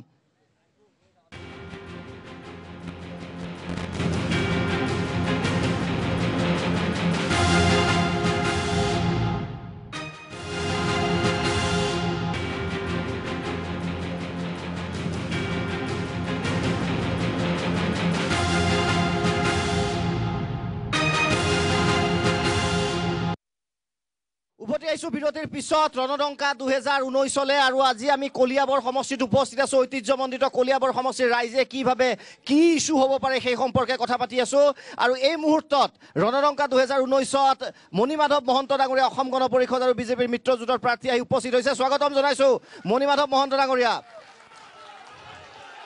প্ৰথমবাৰ কিবা সুধিব বিচাৰিব নেকি মণিমাধৱ মহন্তৰ প্ৰথমবাৰ প্ৰাৰ্থিত্ব কিবা সুধিব বিচাৰিব নেকি আপোনাৰ ওচৰলৈ আহিছোঁ কিবা সুধিব বিচাৰিছে আপুনি কওক প্ৰথমবাৰ প্ৰাৰ্থিত্ব সদৌ অসম ছাত্ৰ সন্থাক নেতৃত্ব দিছিল এতিয়া অগপৰ প্ৰাৰ্থী ভাতৃপ্ৰতিম মণিমাধৱ মহন্ত আপোনাৰ 21 বছৰীয়া কাৰ্যকালত যিখিনি কৰিছে সেইখিনি সকলোৱে জানে বুলি কৈছে আমাৰো জ্ঞাত কিন্তু বৰ দুৰ্ভাগ্যৰ কথা আপোনাৰ নিচিনা মানুহ থাকোঁতে চোতালত পানী সোমাওঁতে 93,000 ঘৰত পানী সোমাওঁতে ঘৰ ভাগি যাওঁতে 3,500 টকা এই লিষ্টখন কেনেকৈ আহিলে এই লিষ্টখন তেতিয়া আপুনি ক'ত আছিলে তেতিয়া আপুনি ওলাই নাহিল কিয় কলিয়াবৰৰ কাৰণে ওলাই আহিবলৈ আহিছিল সিদিনাখন এপইণ্টমেণ্ট হৈ গ'ল হ'ল হেৰিয়াৰ গ্ৰাম উন্নয়নৰ কোনে পালে কোনো চাকৰি পালে তাৰ কাৰণে আপুনি অকণমান চেক্ৰিফাইচ কিয় নকৰিলে দেই এটা ডাঙৰ প্ৰশ্ন মণিমাধৱ মহন্ত ডাঙৰীয়া আহিয়ে একদম টাফ প্ৰশ্ন আহিয়ে একদম এখেতে উত্তৰ দিব আহিয়ে টাফ প্ৰশ্ন বানপানীৰ সময় নহয় এইটোতে কওক আপুনি হয় মণিমাধৱ মহন্ত ডাঙৰীয়া ক'ব যে বানপানীৰ সময়ৰ অভিযোগ আছে কলিয়াবৰৰ যিজন ব্যক্তিয়ে এই প্ৰশ্নটো কৰিছে মই ধন্যবাদ জনাইছোঁ এই বিষয়টো মই সদায় ৰাজনীতিৰ ঊৰ্ধত থকাটো বিচাৰোঁ কিয় যেতিয়া গৰাখহনীয়া মানে যেতিয়া মাথাউৰি ভাঙিছিলে 14 দিন ধৰি মই ৰাইজৰ মাজত আছিলোঁ 14 দিন মই দিনত এসাঁজো খোৱা নাছিলোঁ হাফ পেণ্ট পিন্ধি আছিলোঁ NDRFৰ লগত আছিলোঁ উদ্ধাৰকাৰী দলৰ লগত আছিলোঁ বিভিন্ন দুৰ্গম জেগাৰ পৰা উদ্ধাৰ কৰিছোঁ আৰু যিমান পাৰোঁ মই সেই সময়ত কৰা সংগঠনটোৰ লগত সেই সময়ত কৰা অন্যান্য অনুষ্ঠানসমূহৰ লগত একেলগে ৰাইজক সেৱা বঢ়াইছিলোঁ আৰু কলিয়াবৰত বানপানীৰ সময়ত পিছত যি অনুদান আহিল সেই অনুদানত বিসংগতি হোৱাটো হয় মই কেতিয়াও নহয় বুলি কোৱা নাই তেখেতে আধা খবৰ ৰাখিছে আধা খবৰ ৰখা নাই প্ৰথম কথা এই বিসংগতিৰ বিপৰীতে ৰাজহুৱাভাৱে প্ৰথমখন মহকুমাধিপতিৰ জৰিয়তে মুখ্যমন্ত্ৰীলৈ চিঠি দিয়া মানুহজন মই পিছদিনাখন অসমৰ সকলো বাতৰি কাকতত ওলাইছে আজি মই হিমন্ত বিশ্ব শৰ্মা ডাঙৰীয়াক অনুৰোধ কৰিছিলোঁ এই বিষয়টো অসম চৰকাৰে নিষ্পত্তি কৰিব লাগে সকলো মানুহে যি য'তেই নহওক সেয়া মণ্ডল পৰ্যায়তে হওক কানন পৰ্যায়তে হওক গানবুঢ়া পৰ্যায়তে হওক SDC পৰ্যায়ত হওক ৰাজনৈতিক বিষয়ত হওক যাৰ লগতে সেই বিষয়টো বিসংগতি হৈছিলে এটা বিসংগতি হোৱা বিষয় সেই বিসংগতিটো নাইকিয়া কৰিবলৈ কৈছোঁ আৰু হিমন্ত বিশ্ব শৰ্মাই আজি ঘোষণা কৰি গৈছে যে নিৰ্বাচনৰ সময়ত মই এইটো নোৱাৰোঁ কিন্তু নিৰ্বাচন যোৱাৰ 10 দিন পিছত মই দৰকাৰ হ'লে 2 দিন থাকি আহি কলিয়াবৰৰ বানপানীৰ সমস্যাৰ যিটো অনুদান সেই অনুদানৰ মই হেষ্ট নষ্ট কৰিম কিন্তু বিসংগতি কিবা এটা হৈছিলে জ্যেষ্ঠ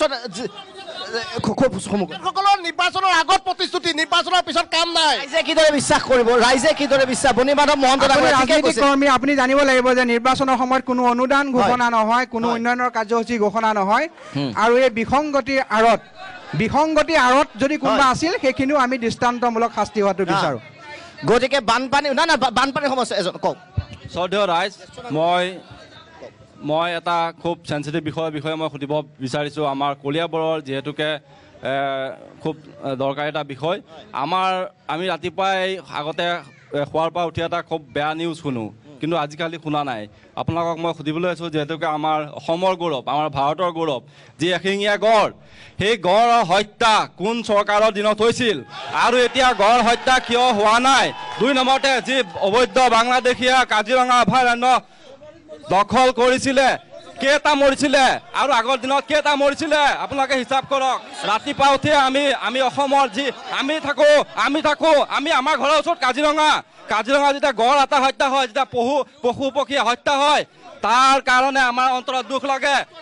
তাৰ এইটো কোনখন চৰকাৰে সেইটো ৰোধ কৰিছে? গড় হত্যা কোনে ৰোধ কৰিছে? আৰু অবৈধ বাংলাদেশী দখলৰ পৰা কাজিৰঙা কোনে মুক্ত? নুৰুল হুদা ডাঙৰীয়া পোনপটীয়া প্ৰশ্ন, গড় হত্যা কোনে ৰোধ কৰিছে? গড় হত্যা নিশ্চয় উত্তৰ লাগে। গড় হত্যা অকল কংগ্ৰেছ চৰকাৰৰ দিনতেই নহয়, অগপ চৰকাৰৰ শাসন থাকোঁতে গড় হত্যা হৈছে। কেন্দ্ৰত বিজেপি চৰকাৰৰ শাসন আছে, অসমত অগপ দলৰ শাসন আছে, সেই সময়তো অসমত গড় হত্যা হৈছে।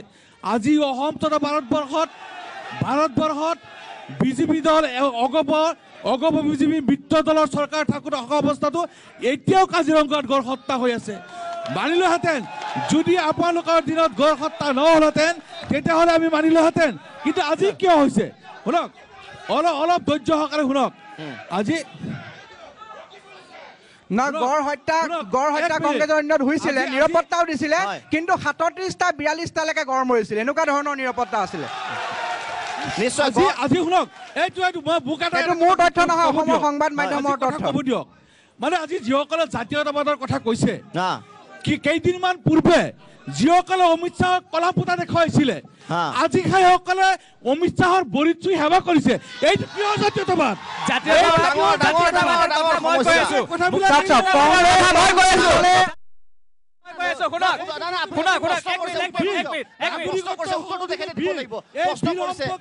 যিসকলে বিৰোধিতা কৰি আহিছিলে জাতীয়তাবাদৰ কথা একেটাই কৈছে,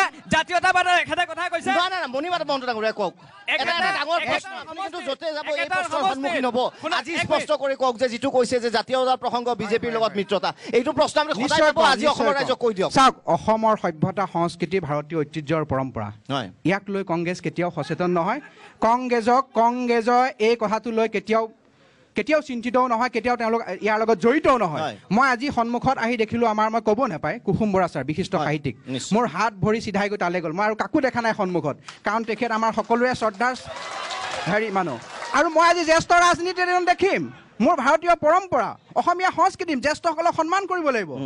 তেওঁ মই মুখ্যমন্ত্ৰীৰ ভৰিত চুম, দৰকাৰ হ'লে নৰেন্দ্ৰ মোদীৰ ভৰিত চুম, সেইটো মোৰ এটা পৰম্পৰা। কিন্তু মই জাতীয় ক্ষেত্ৰত, কলিয়াবৰৰ ক্ষেত্ৰত যদি মাত মাতিবলগীয়া হয়, সেই মাত মোৰ সদায় থাকিব।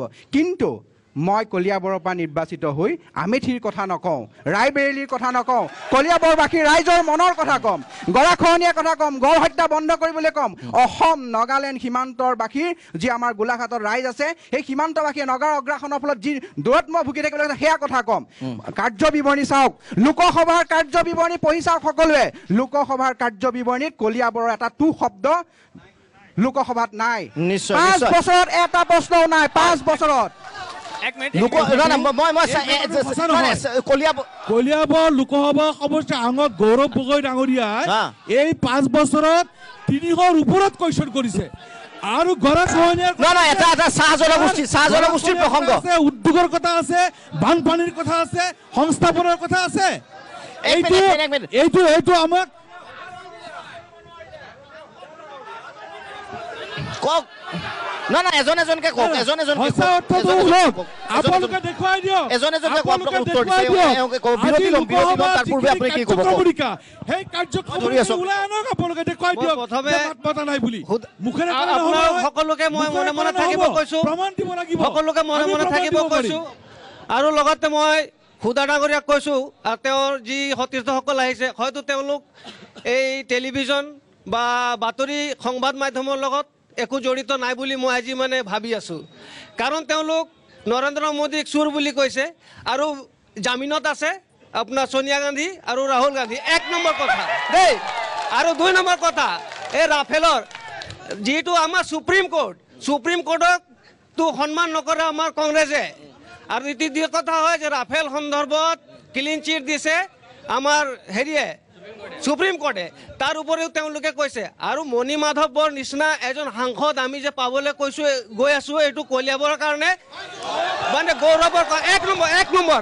আৰু যিটো নহয় শুনক এই আপোনালোকৰ চিঞৰি 70 বছৰ ঘূৰি গ'ল, পাগল হৈ গ'ল আপোনালোক। শুনক 1 মিনিট দাদা।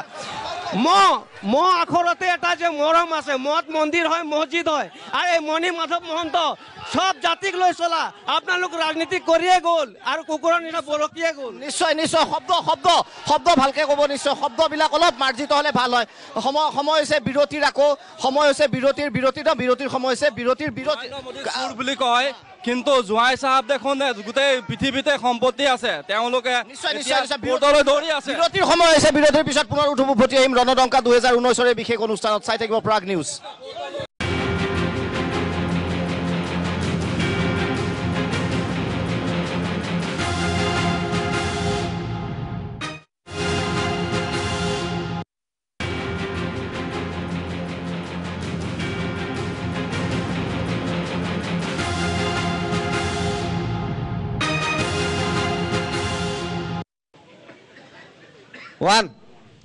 উভতি আহিছোঁ পুনৰবাৰ বিৰতিৰ পিছত। কলিয়াবৰ সমষ্টিৰ কথা আমি পাতি আছোঁ, ৰাইজৰ মনৰ কথা জানি আছোঁ আৰু প্ৰতিনিধিসকল উপস্থিত আছে। এটা বিষয়, এটা প্ৰতিক্ৰিয়া আপোনালোকৰ কংগ্ৰেছৰ তৰফৰ পৰা দিব বিচাৰিছে, তেওঁ যিটো কথা কৈছিল সেই সম্পৰ্কে। আজি ইয়াত মিত্ৰজোঁটৰ প্ৰাৰ্থী মণি মাধৱ ডাঙৰীয়া উপস্থিত আছে। গতিকে সন্মুখত আজি কলিয়াবৰবাসী ৰাইজে ঘৰত বহি টিভি চাই আছে, অসমবাসী ৰাইজেও চাইছে। পোনপটীয়াকৈ তেওঁক সুধিব বিচাৰোঁ যে তেওঁ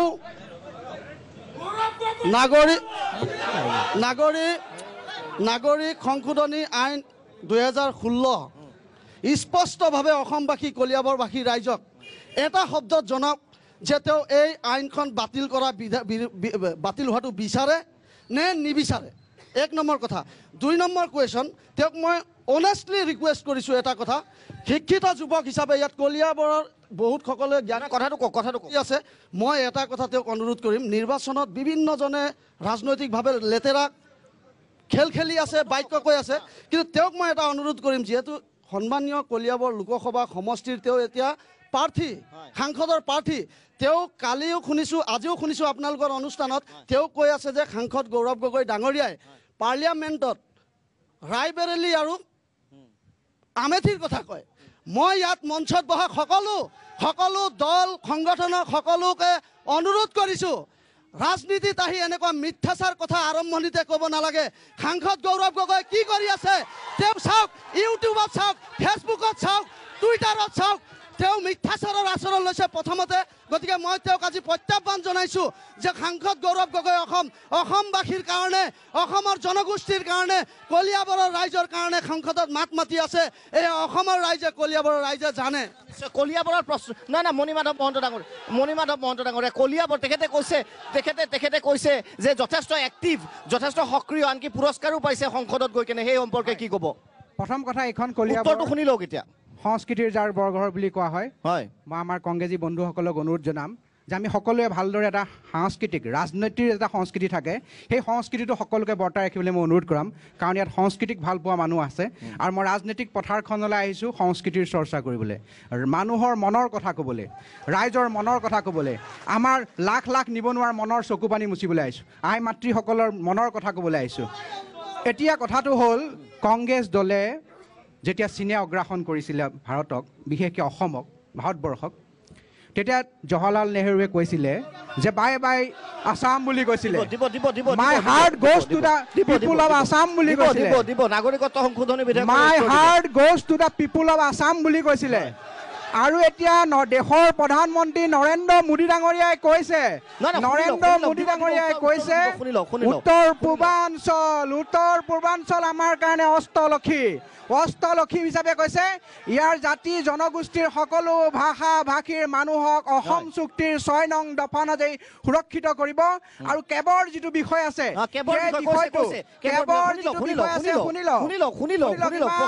কৰিব নালাগে। এখন সংস্কৃতিৰ বৰঘৰ, ভালদৰে উত্তৰ কম, ভালদৰে প্ৰশ্ন কৰক, ভালদৰে উত্তৰ কৈ যাম।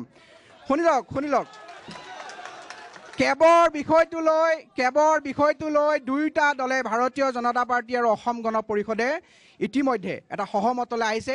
এই বিষয়টো যেতিয়াই আহিব আকৌ তেতিয়াই দুয়োটা দলে কথা পাতি একে সময়ত একে এটা লৈ যাব। আৰু দ্বিতীয় শুনি লওক আপোনালোকে শুনি লওক। দ্বিতীয় কথাটো হ'ল ক'বলৈ দিব লাগিব আপোনালোকে। আপুনি প্ৰশ্ন কৰোঁতে মই হাল্লা কৰা নাই। শুনি লওক যিটো কংগ্ৰেছে অসমত IMDT আইন বাতিল কৰিছিল, যিটো কংগ্ৰেছে কেব কেনেকৈ আনিব বিচাৰিছিলে, 16 চনলৈকে অহা হিন্দুৱে হওক মুছলমানে হওক সকলোকে NRCত নাম সোমোৱাব বিচাৰিছে কংগ্ৰেছেও কেব আনিব বিচাৰিছিল। কংগ্ৰেছে হিন্দু আৰু মুছলিম সকলোকে লৈ তৰুণ গগৈয়ে আপোনালোকৰ সাংসদ সুস্মিতা দেৱে বৰাক ভেলীক এটা কথা কয়, অসমত এটা কয়। কংগ্ৰেছৰ দুমুখীয়া নীতিয়ে অসমখনক খুলি খালে। আমি অসমৰ সকলো জাতি জনগোষ্ঠীৰ মানুহক অসম চুক্তি অনুযায়ী প্ৰধানমন্ত্ৰী নৰেন্দ্ৰ মোদীৰ নেতৃত্বত আমি সুৰক্ষিত কৰি ৰাখিম। মণিমাধৱ মহন্ত ডাঙৰীয়াই যিখিনি উত্তৰ দিলে আচলতে প্ৰশ্ন মোতাবিক উত্তৰটো কিন্তু নাহিলে, প্ৰশ্ন মতে উত্তৰটো নাহিলে। তেওঁ যিটো কথা কৈছে, কেবক লৈ যিটো কথা কৈছে যে অগপ আৰু বিজেপি আলোচনাৰ মাজেদি এটা সহমতত আহিব বুলি কৈছে। এইটো কেতিয়া আহিব? যিহেতু পাৰ্লিয়ামেণ্টত তেওঁলোকে এই আইনটো পাছ কৰিলে। আজিও অমিত শ্বাহ ডাঙৰীয়াই কৈ আছে যদি তেওঁলোকৰ চৰকাৰ আহে তেতিয়াহ'লে এই আইন তেওঁলোকে কৰিবই, বাহাল কৰিবই। তাৰপিছতো যদি তেখেতৰ নিচিনা এজন জাতীয়তাবাদী নেতাই কয় যে এইটো দুয়োটা দলে আলোচনা কৰি এটা সহমতত আজি তেখেতে আৰু এটা কথা কৈছে যে প্ৰধানমন্ত্ৰী নৰেন্দ্ৰ মোদী ডাঙৰীয়াই উত্তৰ পূৰ্বাঞ্চলক অষ্টলক্ষী বুলি কৈছে। অষ্টলক্ষী বুলি কৈছিলে আৰু এই অষ্টলক্ষী বুলি কৈ অসমক বিশেষ ৰাজ্যৰ ক্ষমতা নাইকিয়া কৰি দিছে। অসমৰ যিটো বিশেষ ৰাজ্যৰ ক্ষমতা আছিলে সেই ক্ষমতা কৰ্তন কৰি দিছে। তেওঁলোকে যিটো প্ৰবঞ্চনা, যিটো মিছা নৰেন্দ্ৰ মোদী ডাঙৰীয়াই আদিবাসী চাহ জনগোষ্ঠীৰ এটা নিৰ্ণায়ক ভূমিকা আছে। কলিয়াবৰ সমষ্টি তেখেতে কিবা এটা ক'ব বিচাৰিছে, কি ক'ব? যিসকল আজি স্বাধীনতাৰ ইমান বছৰ পিছতো যি দলৰে চৰকাৰ নহওক কিয় যথেষ্ট পিছ পৰি আছে আদিবাসীসকল, সেই সম্পৰ্কে কি ক'ব? আদিবাসী ৰাইজে কাক আদৰি ল'ব বুলি আপুনি ভাবে? আজি ক'ব গ'লে আদিবাসী জনগোষ্ঠী বা চাহ শ্ৰমিকৰ ওপৰত কোনো দলে মানে চোৱা নাই। সঁচা কথা ক'ব গ'লে AGP চৰকাৰ হওক বিজেপি চৰকাৰ যোনে চৰকাৰ আহে ডিপ্ৰাইভ কৰি ৰাখে। আজি ক'ব গ'লে আমাৰ দীৰ্ঘদিনৰ যি দাবী 6 জনজাতিকৰণ, আজি বিজেপি চৰকাৰ আহিলে তেওঁ প্ৰতিশ্ৰুতি দিলে, ৰাজ্যসভাত যি বিল পাছ কৰিব লাগিছিল সেইটো নকৰিলে, লোকসভাত কৰিলে। আজি চাহ শ্ৰমিকৰ যিটো দৈনন্দিন মজুৰি 350 টকা যোনটো দাবী, দীৰ্ঘদিনৰ দাবী, সেইটো কোনো ধৰণে মানে নকৰিলে। তেখেতসকলে দেখি পায় যে মানে এটা টোপ দি থৈ দিয়ে যে 2500 টকা বা 1 টকীয়া চাউল। এই 1 টকীয়া চাউল কিমান দিনলৈকে থাকিব? যিমান দিনলৈকে চৰকাৰটো থাকিব সিমান দিনলৈকে এই 1 টকীয়া চাউল থাকিব। সঁচা কথা ক'ব গ'লে আজি 15টা বছৰ কংগ্ৰেছ চৰকাৰো তেনেধৰণৰ আমাৰ আদিবাসী চাহ শ্ৰমিকৰ ওপৰত সুনীতি চলাইছে, আজি বিজেপি চৰকাৰো সুনীতি চলাইছে। গতিকে আজি কোনো ধৰণে তেনেধৰণৰ উন্নয়নমূলক বা পাৰ্মানেণ্টলি সলিউশন কোনো কৰা নাই, মানে স্থায়ী সমাধান লাগে। 1 টকীয়া 3 টকীয়া নহয়, পাৰ্মানেণ্ট সলিউশন লাগে। সৰ্বানন্দ সোণোৱাল নেতৃত্বাধীন অসম চৰকাৰখনে ইতিহাস ৰচনা কৰি চাহ জনগোষ্ঠীৰ মানুহ আজি ক'ব গ'লে উন্নয়ন কি মহন্ত ডাঙৰীয়া, গৌৰৱ গগৈ ডাঙৰীয়া সকলোকে জনজাতি কৰি দিম বা চাহ শ্ৰমিকৰ মজুৰি 350 টকা বৃদ্ধি কৰি দিম, সেইটোক লৈ ইছ্যু লৈ কিবা নিৰ্বাচনী প্ৰচাৰ চলাব নেকি? আমাকতো ভয় লাগে। তেখেতসকলক যিটো দল আহে, আজি কংগ্ৰেছ আহিলেও সেইটোৱে ইছ্যু বনাই আমাক মানে নিৰ্বাচনী প্ৰচাৰত মানে টোপ দিয়ে। আজি বিজেপি বাস্তৱত কোনো নকৰে। কংগ্ৰেছে আপোনালোকক 70 বছৰ টোপ দিয়ে ৰাখিলে, এতিয়া একমাত্ৰ নৰেন্দ্ৰ মোদী অহাৰ লগে লগে 3 মাহৰ ভিতৰতে 6 জনগোষ্ঠীসকলক জনজাতি। ধন্যবাদ। গুৰুত্বপূৰ্ণ বিষয়, আপুনি কি ক'ব? হয়, কলিয়াবৰে কি বিচাৰে বুলি ভাবে আপোনাৰ দৃষ্টিত? মই পোনপ্ৰথমে পৰাগ নিউজৰ ধন্যবাদ জনাইছোঁ, কাৰণ কলিয়াবৰবাসীৰ মনৰ কথা ইয়াত জানিবলৈ আহিছে।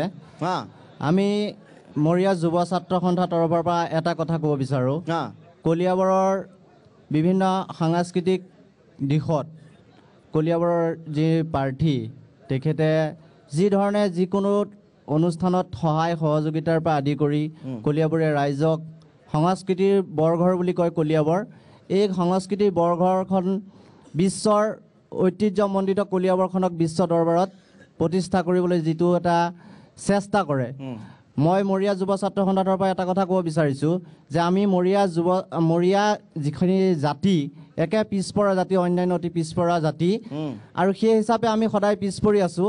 কিন্তু বৰ্তমানৰ যিজন আমাৰ প্ৰাৰ্থী কলিয়াবৰত আগন্তুক লোকসভাৰ কাৰণে প্ৰতিদ্বন্দ্বিতা কৰিবলৈ আগবাঢ়ি আহিছে, তেখেতে এটা অসমৰ হেৰাই যোৱা সংস্কৃতি যিটো জিকিৰ জাৰি, সেই সংস্কৃতিটো যি ধৰণে আমাৰ কলিয়াবৰত ঠন ধৰি বৰ্তমান অসমৰ বিভিন্ন প্ৰান্তত প্ৰচাৰিত হ'বলৈ ধৰিছে, সেইটোৰ এটা মূল তেখেতে নিশ্চয় নিশ্চয় জিকিৰ জাৰিৰ ওপৰত কি কৰিব আপুনি কওক, কি ক'ব বিচাৰিছে এই মুহূৰ্তত কলিয়াবৰৰ বিষয়ে?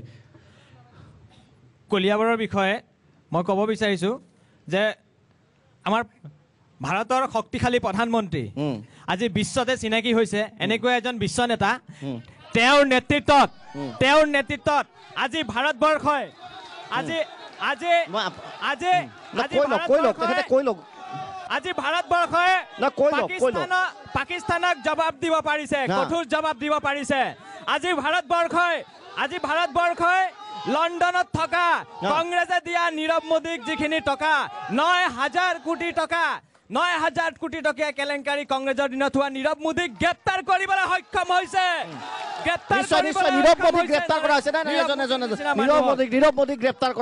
কংগ্ৰেছৰ নেতৃত্বত তেখেতে জাতি মাটিৰ কথা কৈছে। তেওঁৰ সমষ্টিত অসমৰ স্বাভিমান গামোচাখন যিজন ৰাষ্ট্ৰীয় সভাপতি ভৰিৰে গছকি জ্বলাই পেলোৱা হৈছিল, কথাবিলাক প্ৰমাণ সহকাৰে ক'ব। এই কথাটো দলৰ এজন কৰ্মীয়ে এইটো সংঘটিত কৰিছিলে।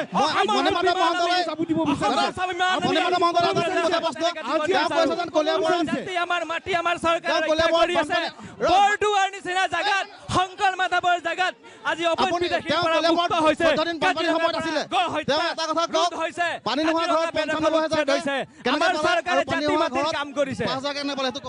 কৈছে মণিমাধৱ মহন্ত ডাঙৰীয়াই এইটো উত্তৰ দিছে, কৈছে যে বিসংগতি আছে বুলি মানি লৈছে না বিসংগত। কওক। মই প্ৰতিনিধি মণিমাধৱ মহন্তক মই মুকলিকে কওক, ৰাজনীতিৰ ধুনীয়াকে যে আপুনি যে ক'লে কলিয়াবৰৰ কাৰণে গড় হত্যা আমাৰ কংগ্ৰেছে কৰিছে বুলি আপুনি কৈছে যে কংগ্ৰেছ দলৰ চৰকাৰৰ দিনত গড় হত্যা কৰিছে, ঠিক আছে, শুনি লওক আগতে শুনি লওক। কিন্তু আপোনাৰ দাদা আৰু আপুনি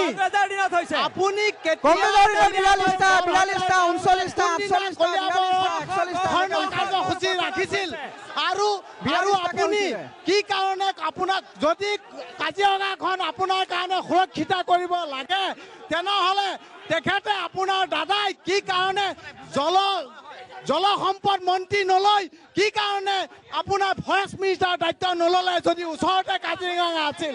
আৰু মই এটা আপোনালোকক প্ৰশ্ন কৰিবলৈ বিচাৰিছোঁ, যেতিয়া আপুনি কৈছে যে গৰাখহনীয়াত মই 14 দিন মই ইয়াতে ৰাইজৰ লগত দুখীয়া ৰাইজত আছিলোঁ, কিন্তু এইটো কাৰণে আপুনি আছিল, এইটো কথা কওক। মাধৱ এণ্টাৰপ্ৰাইজ নামেৰে আপুনি জনাজাত, মাধৱ এণ্টাৰপ্ৰাইজ বুলি জনাজাত। আচ্ছা ৰ'ব নাই শিলগুটি নদলিয়াব দেই, অলপ আপোনালোকৰ নেতাসকল আছে। নাই কোনে নদলিয়াব, আপুনি কি কয়? বিজেপিৰ সমৰ্থকে কিবা এটা ক'ব বিচাৰিছে, কওক কি ক'ব বিচাৰিছে? সময় দিব, কওক আপুনি আৰু নাই এইটো ধৰিব নোৱাৰে, এইটো আপুনি কৈ থাকিব লাগিব, এইটো ধৰাৰ অনুমতি নাই, আপুনি কওক। ধন্যবাদ। বিজেপিৰ সমৰ্থক কিবা এটা ক'ব বিচাৰিছে? মাননীয় ৰূপৈহাটীৰ মাননীয় নুৰুল হুদা চাহাব তেখেতে আমাৰ কলিয়াবৰত 4চকীয়া গাড়ী লৈ আহিছে। আমাৰ কলিয়াবৰত 4চকীয়া গাড়ীখন পামচাৰ হোৱাকে তেখেত গোটেই কলিয়াবৰত দৌৰক, তাত পামৰ দৰকাৰ নাই। কিন্তু তেখেতৰ নিজা সমষ্টিত সেই গাড়ীখনত 4টা ৰেলৰ চকা লগাওক,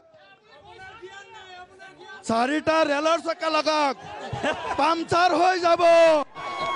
মই কালি গৈ আহিছোঁ মই কালি গৈ আহিছো সুতিৰ পাৰ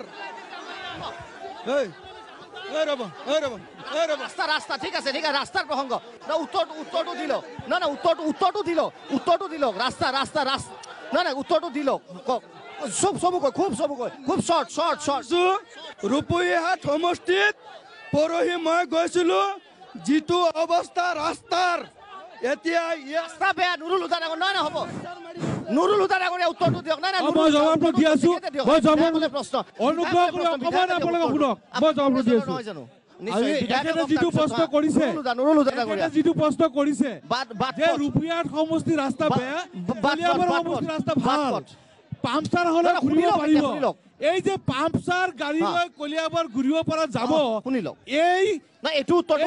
উন্নয়ন এইটো কোনে কৰিলে এইটো ভাৰতীয় জাতীয় কংগ্ৰেছ দলৰ চৰকাৰে কৰিছে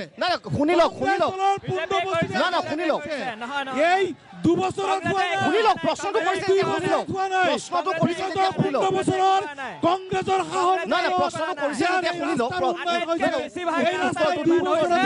প্ৰধানমন্ত্ৰী গ্ৰাম সড়ক যোজনা প্ৰত্যেকখন গাঁও পকা হৈছে অটল বিহাৰীজীৰ নেতৃত্বত প্ৰধানমন্ত্ৰী গ্ৰাম সড়ক যোজনাৰ নুৰুল হুদা ডাঙৰীয়া আপোনাক মই এটা প্ৰশ্ন সুধিব বিচাৰো আপোনালোকৰ এয়া সংস্কৃতি আছিল নেকি যে ৰাজহুৱা হিচাপ পৰীক্ষণ কমিটিৰ সদস্যক আপুনি প্ৰহাৰ কৰিছিলে আপোনাৰ দ্বাৰা কি নেতৃত্ব ল'ব আপুনি এয়া কি সংস্কৃতিৰে গৈ লৈ পেলাই ৰূপহীহাট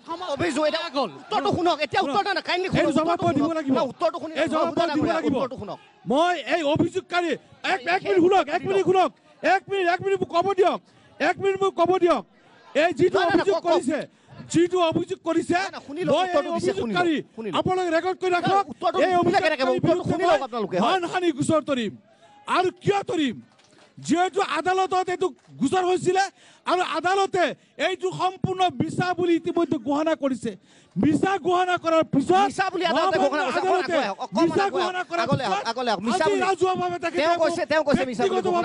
আক্ৰমণ কৰিছে গতিকে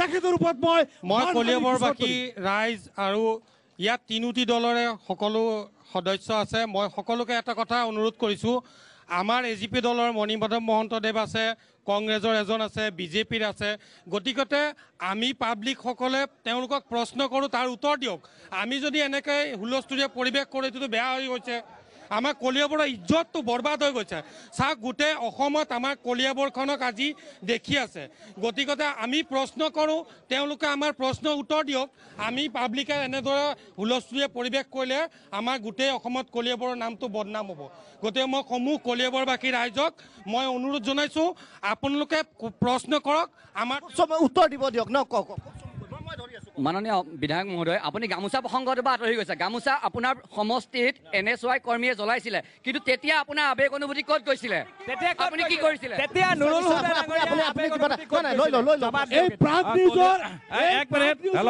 কলিয়াবৰ সমষ্টিত যোৱা 5টা বছৰত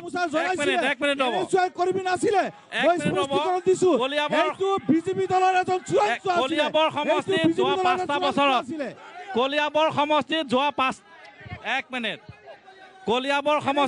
5টা বছৰত সাংসদ পুঁজিৰ সদব্যৱহাৰ হোৱা নাই প্ৰথম কিস্তিটো তেখেতসকলে উলিয়াই লৈ যায় এইটো উদাহৰণস্বৰূপে উত্তৰ কলিয়াবৰ হাজাৰ নামত 1 লাখ টকা আহিছিল কিন্তু সেই পইচাটো নাপালেগে তেখেতসকলে প্ৰথম কিস্তি খাই দিলে সাংসদ পুঁজি মই বিৰতিৰ পিছত সময় হৈছে না বিৰতিৰ পিছত সাংসদ পুঁজি সম্পৰ্কে মই আহিম কি না সাংসদ পুঁজিৰ হিচাপ আছে না নিশ্চয় তেওঁ প্ৰশ্ন না 1 মিনিট দিয়ক আপুনি দিব উত্তৰ সাংসদ পুঁজিৰ হিচাপ লৈ আহিছে কংগ্ৰেছৰ তৰফৰ পৰা কিন্তু সময় হৈছে না মোৰো দায়িত্ব আছে 1 ছেকেণ্ড নহয় মই আপোনাক 1 মিনিট দিম বিৰতিৰ পিছত উভতি আহিম 1 ছেকেণ্ড বিচাৰিছে 1 মিনিট দিম সাংসদ পুঁজিৰ উত্তৰ দিবলৈ বিৰতিৰ পিছত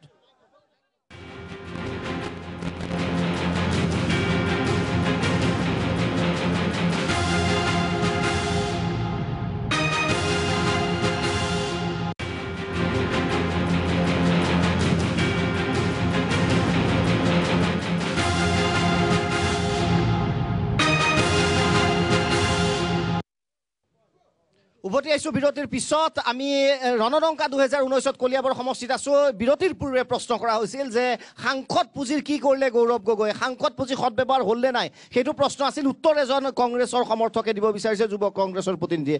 টকা কি হ'ল সাংসদ পুঁজিৰ? মাননীয় সাংসদ গৌৰৱ গগৈ ডাঙৰীয়াই তেওঁলোকে হুলস্থুল কৰিব শুনিব বিচৰা নাই। আচলতে সাংসদ গৌৰৱ গগৈ ডাঙৰীয়াই কলিয়াবৰত কিমান উন্নতি কৰিলে সেইখিনি আপোনালোকে শুনিব বিচৰা নাই। গতিকে সাংসদ গৌৰৱ গগৈ ডাঙৰীয়াই যোৱা 5 বছৰত মই অসমৰ ৰাইজক, কলিয়াবৰবাসী ৰাইজক যোৱা 5 বছৰত সাংসদ গৌৰৱ গগৈ 10টা সমষ্টিত কিমান ডেভেলপমেণ্টৰ কাম কৰিলে সেয়া নথি পত্ৰ মই ইমান দীঘল নহ'ব লৈ আহিছোঁ আপোনালোকক। মই ইয়াত দেখুৱাইছোঁ থকা কাগজ পত্ৰ নথি পত্ৰ দিয়া হৈছে। ইয়াত গোটেই স্কিমৰ নাম আছে, আপোনালোকে চাব পাৰে। আৰু মই কলিয়াবৰৰ কথা ক'ম, মই 5টা বিশেষ কথা ক'ম যে সাংসদ গৌৰৱ গগৈ ডাঙৰীয়াই কলিয়াবৰৰ কাৰণে কি কৰিলে। যে সাংসদ গৌৰৱ গগৈ ডাঙৰীয়াই চাহ অধ্যুষিত অঞ্চলৰ জনসাধাৰণৰ সুবিধাৰ কাৰণে এম্বুলেন্সৰ ব্যৱস্থা কৰি দিলে। সাংসদ গৌৰৱ গগৈ ডাঙৰীয়াই কলিয়াবৰ বিধানসভা সমষ্টিৰ 300ৰো ওপৰত ষ্ট্ৰীট লাইটৰ ব্যৱস্থা কৰি দিলে। সাংসদ গৌৰৱ গগৈ ডাঙৰীয়াই সাহিত্য সভাৰ পুথিভঁৰাল নিৰ্মাণৰ কাম কৰিলে, ভৰালী নামঘৰৰ কাম কৰিলে। সাংসদ গৌৰৱ গগৈ ডাঙৰীয়াই বিভিন্ন স্কুলৰ বাউণ্ডেৰী ৱাল, শিক্ষাৰ মানদণ্ড নিশ্চয় যথেষ্ট কাম কৰিছে। এইফালে এই দুজন আহক আহক, বহুত সময়ৰ পৰা আছে, কি ক'ব? সকলোলৈকে মই আজি এই অনুষ্ঠানৰ জৰিয়তে কৃতজ্ঞতা আৰু ধন্যবাদ জ্ঞাপন কৰিছোঁ। মাননীয় অসম গণ পৰিষদ দলৰ মিত্ৰজোঁটৰ প্ৰাৰ্থী মণিমাধৱ মহন্ত ডাঙৰীয়ালৈ মোৰ 3টি পোনপটীয়া প্ৰশ্ন। প্ৰথম প্ৰশ্ন, আপুনি কলিয়াবৰৰ এজন ভৱিষ্যত কণ্ঠ হ'বলৈ গৈছে। আপোনাৰ কণ্ঠৰ আমি জানিব বিচাৰিছোঁ যে কলিয়াবৰ মহকুমা প্ৰশাসনৰ জৰিয়তে মহকুমা প্ৰশাসনৰ যি মেৰিষ্টেট কলনী বা মহকুমা প্ৰশাসনৰ খেলপথাৰৰ নামত আমাৰ 50 বিঘা মাটি আবণ্টিত আছে আৰু সেই মাটি বৰ্তমান কলিয়াবৰৰ এটি শিক্ষানুষ্ঠানৰ নামত, জুনিয়ৰ কলেজৰ নামত অনুদান হিচাপে দিয়া হৈছে। আৰু সেই মাটি আপোনালোকৰ এই কলিয়াবৰৰ কিছু বিশিষ্ট মানুহে খেতিপথাৰ চলাই আছে। সেই মাটিখিনি কলিয়াবৰৰ মহকুমাৰ হাতলৈ পুনৰ ঘূৰাই অনাৰ ব্যৱস্থা কৰিব, আপুনি পাৰিবনে? প্ৰশ্ন উত্তৰটো দিয়ক পোনপটীয়া যদি বুজিব পাৰিছে। প্ৰশ্ন উত্তৰ তাৰ আগৰ এটা থাকি গ'ল। আমাৰ মেঘনাথ চেত্ৰী ডাঙৰীয়াই চৰকাৰী হাতত কাগজ ল'লে, কিন্তু আধা সত্য ক'লে, আধা অস্বস্থ মাহতক কিন্তু এটা গজ ক'লে। মই ক'ব লাগিব, মই ভালদৰে শুনি আছোঁ, আকৌ ক'ব। সাংসদ পুঁজিৰ 5 বছৰৰ বাবে 25 কোটি টকা আহে। চৰকাৰী লোকসভাৰ তথ্য মতে 13 কোটি 45 লাখ টকা উভতি গ'ল ব্যৱহাৰ নোহোৱাকৈ। 1 নম্বৰ। 2 নম্বৰ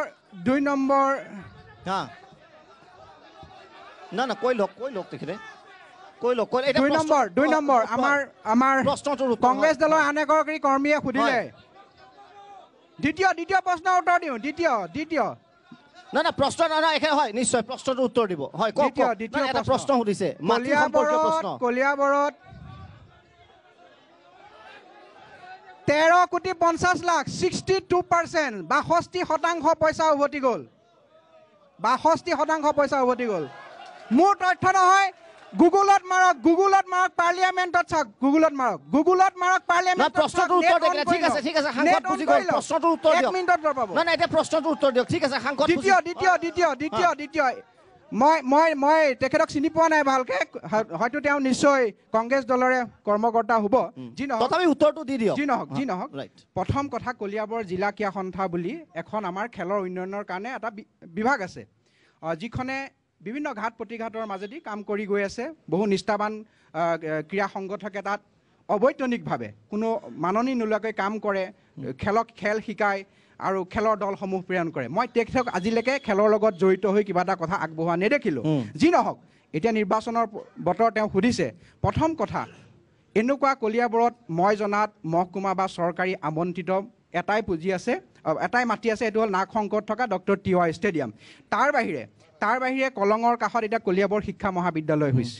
কলিয়াবৰত 25 বছৰ হ'ল বিভিন্ন অঞ্চলৰ কলিয়াবৰতে থাকি ইয়াৰ মানুহে এই শিক্ষা মহাবিদ্যালয়খনৰ জৰিয়তে বহু টেট উত্তীৰ্ণ হোৱা শিক্ষকে তাত মানে BEd যিটো শিক্ষকতাৰ প্ৰশিক্ষণ সেই কাৰ্যসূচী তাত ল'বলৈ পাইছে 25 বছৰ ধৰি অবিৰতভাৱে চৰকাৰী অনুদান নোহোৱাকৈ তেওঁলোকে ৰাইজৰ ধৰণেৰে পাঠদান কৰি আছে এই সময়তে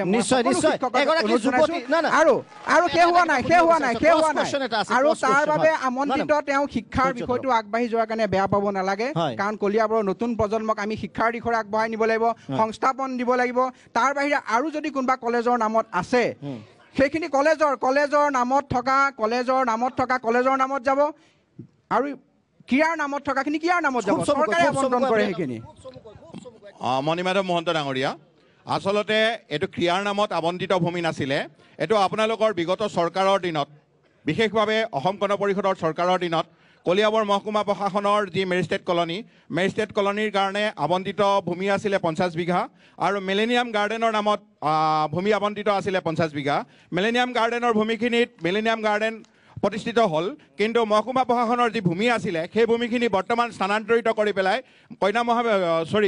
জুনিয়ৰ কলেজৰ নামত আবণ্টিত হৈছে আৰু তাত খেতি বাতি চলি আছে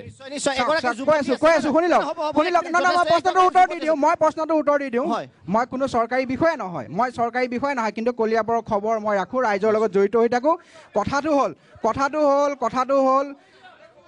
হ'ল কোনোবা মহকুমাধিপতি এজন থাকে এটা মহকুমাত 2জন বা 3জন দণ্ডাধীশ থাকে মেজিষ্ট্ৰেট আৰু মেজিষ্ট্ৰেট 3জনৰ মাটিটো যদি আমাৰ শিক্ষাৰ কাৰণে দিয়ে ক্ৰীড়াৰ কাৰণে দিয়ে সামাজিক ক্ষেত্ৰৰ কাৰণে দিয়ে তাত আমাৰ বেয়া পাবলগীয়া কি আছে কোনো বেয়া পাবলগীয়া মেজিষ্ট্ৰেট থাকিবলৈ চাৰ্কিট হাউচ আছে আপোনালোকে মিটিং কৰিবলৈ চাৰ্কিট হাউচ আছে তাত থাকিব তাত লগ পাব কিন্তু এইবিলাক কলিয়াবৰৰ উন্নতিৰ কাৰণে শিক্ষাক আগবাঢ়িবলৈ দিয়ক ক্ৰীড়া জগতক আপত্তি কৰিব লাগিব এগৰাকী যুৱতী আছে ৰ'ব সমৰ্থকে কেৱল সমৰ্থকে নহয় না আহিম আপোনাৰ ওচৰত কেৱল সমৰ্থকে ইলেকশ্যন নিজিকাই সকলোৱে জানে নিউট্ৰেল ভোটাৰ এইবাৰ যুৱক যুৱতীৰ সংখ্যা ইউথ ভোটাৰ প্ৰায় যদি মই কওঁ প্ৰায় 10 কোটিয়ে প্ৰথমবাৰ ভোট দিব ইউথৰ মাজত প্ৰতিনিধি এগৰাকী আছে তেওঁ কিবা এটা ক'ব বিচাৰিছে তেওঁটো শুনি লওঁ আকৌ কৈছোঁ কেৱল সমৰ্থকৰে ভোটেৰে কিন্তু কোনো ৰাজনৈতিক নেতা জয় হ'ব নোৱাৰে নিউট্ৰেল ভোট লাগিব ইউথে কি কয় কওক আপোনাৰ পৰিচয়টো দি দিব দিছে নমস্কাৰ সমূহ কলিয়াবৰবাসী ৰাইজ মই কাকুমণি অকণমান শুনক যুৱতীগৰাকী কৈ আছে মই কাকুমণি গায়ন হাটবৰৰ নিবাসী মই PNRDত এতিয়া কৰ্মৰত মই এটা আমাৰ মহন্ত ডাঙৰীয়ালৈ এটা পোনপ্ৰথমে মানে প্ৰশ্ন কৰিব বিচাৰিছোঁ যিহেতু আপুনি অলপ দিনৰ আগলৈকে আমাৰ আছু ছাত্ৰনেতাতে আপুনি আছিলে সেই ছাত্ৰনেতাৰ লগতে আপুনি হাত ধৰি আমাৰ যিখন নাগৰিকত্ব সংশোধনী বিল সেইখনৰ লগত আপুনি তেখেতে ক'ব দিয়ক কি প্ৰশ্ন অধিকাৰ আছে তেখেতৰ অধিকাৰ আছে কওক মই কেবৰ বিষয়ে সুধিব ওলাইছোঁ একচুৱেলি আপুনি সেই সময়ত মানে আছুৰ লগত আপুনি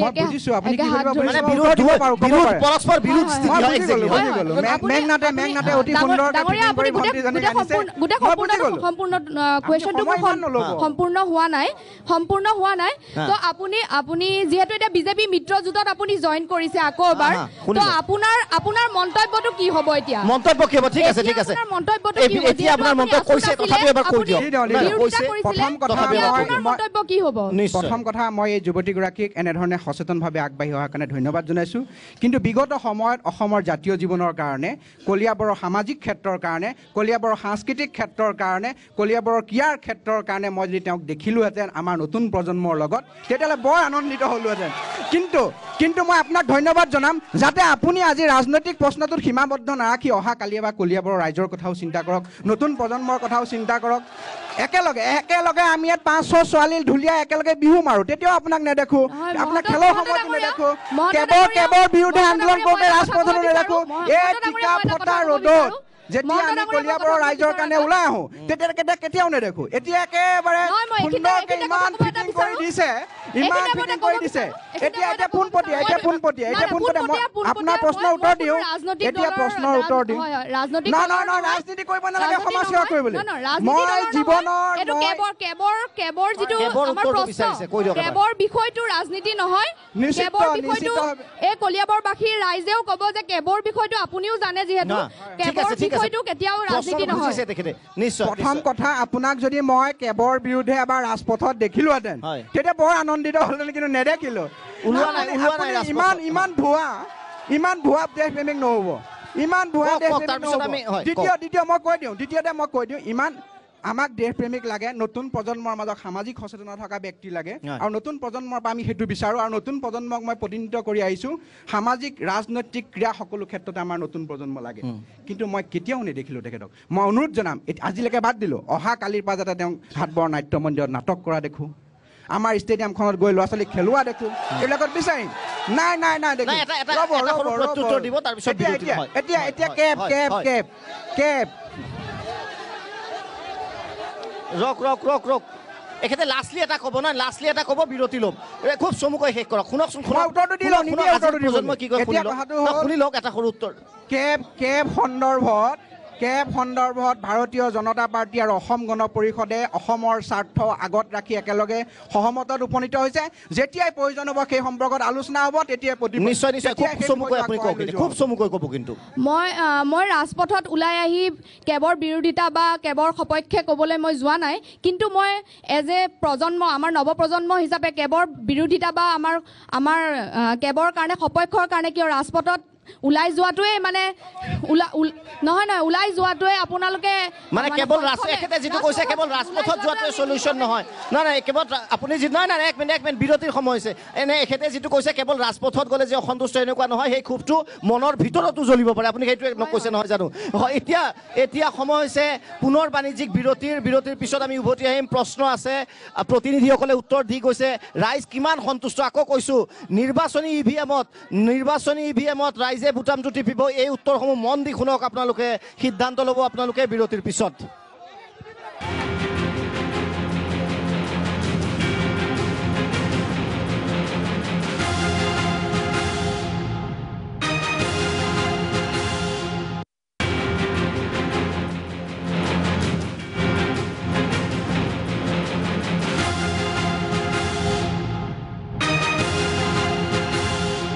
উভতি আহিছোঁ বিৰতিৰ পিছত। বাজি গৈছে নিৰ্বাচনী ৰণলংকা 2019 আৰু কোনে শাসনৰ বাঘ জৰি ল'ব, দিল্লীৰ মস্তত কোনে দখল কৰিব, আগন্তুক 5 বছৰ ভাৰতবাসী অসমবাসী কোনে শাসন কৰিব সেয়া নিৰ্ধাৰণ কৰিব এই নিৰ্বাচনে।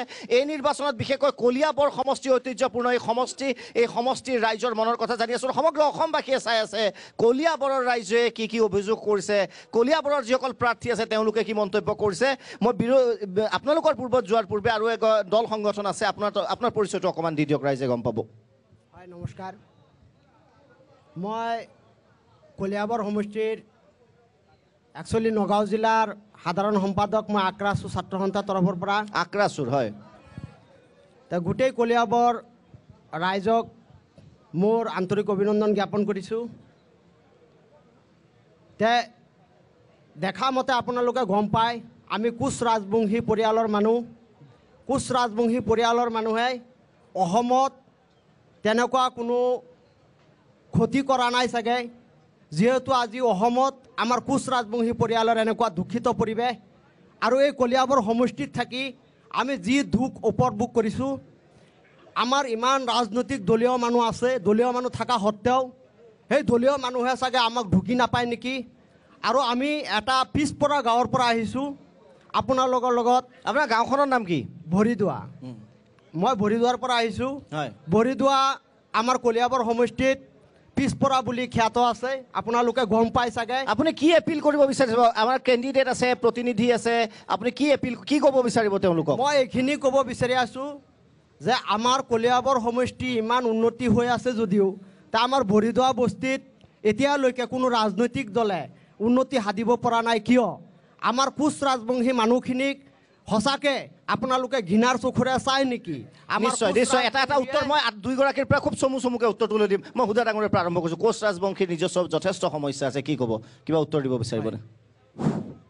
কোচ ৰাজবংশীসকলৰ সমস্যা আছে, তেওঁলোকে যিটো বিচাৰিছে সেইটো পোৱা নাই। হয়, তেওঁলোকে সেইটো লৈ আন্দোলনো কৰিছে, কিন্তু ইয়াৰ আগতে মই কেইটামান কথা স্পষ্টীকৰণ দিব বিচাৰিছোঁ, যিহেতু আগতে আলোচনা হৈ গৈছে।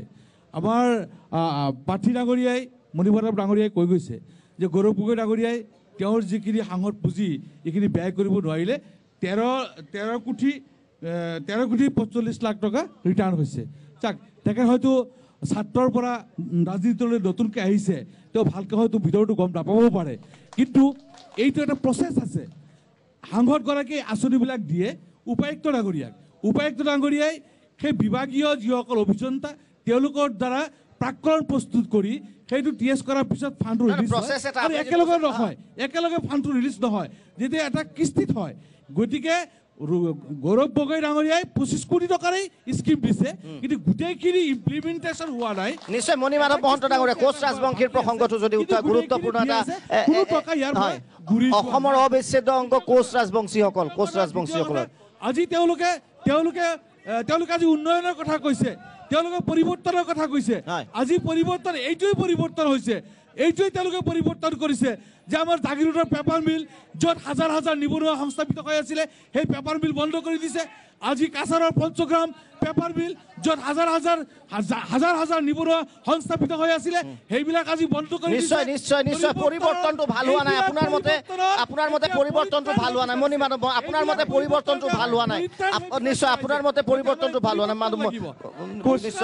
হয় কোচ ৰাজবংশী অসমৰ বৃহত্তৰ অসমীয়া জাতিটোৰ এক অংগ আৰু কোচ ৰাজবংশীৰ জনজাতিকৰণ লৈ আমি এসময়ত আন্দোলনত নামিছিলোঁ একেলগে এগৰাকী সহকৰ্মী হিচাপে আৰু এতিয়াও ভাৰত চৰকাৰে নৰেন্দ্ৰ মোদী ডাঙৰীয়াই কোচ ৰাজবংশী চাহ জনগোষ্ঠীকে আৰম্ভ কৰি 6টা জনগোষ্ঠীত জনজাতিকৰণৰ কথা ঘোষণা কৰিছে কেন্দ্ৰীয় কেবিনেটত প্ৰথমবাৰৰ বাবে অনুমোদন হৈছে আৰু ইয়াৰ পিছত আমি এতিয়া লোকসভাত অনুমোদন হৈছে আৰু ইয়াৰ পিছত ৰাজ্যসভাত অনুমোদন হ'বলৈ বাকী আছে ৰাজ্যসভাত অনুমোদন হ'বৰ কাৰণে ভাৰতীয় আমাৰ গণতান্ত্ৰিক মৰ্চাৰ NDAৰ সংখ্যা সেই ধৰণে নাছিলে কিন্তু এই বছৰ যেনেধৰণে সমগ্ৰ ভাৰতত যেনেধৰণে ৰাইজৰ আকৌ এবাৰ মোদী চৰকাৰ আহিছে ঢৌ নিশ্চয় আমাৰ চলিত বিধানসভাসমূহৰ নিৰ্বাচনতো আমাৰ সেইসকল ৰাজ্যসভাৰ সাংসদ আহিব আৰু আমি তাৰ ঠিক আছে আমি সদৌ অসম কোচ ৰাজবংশীসকলক আমি জনজাতিকৰণ কৰিম ইয়াৰ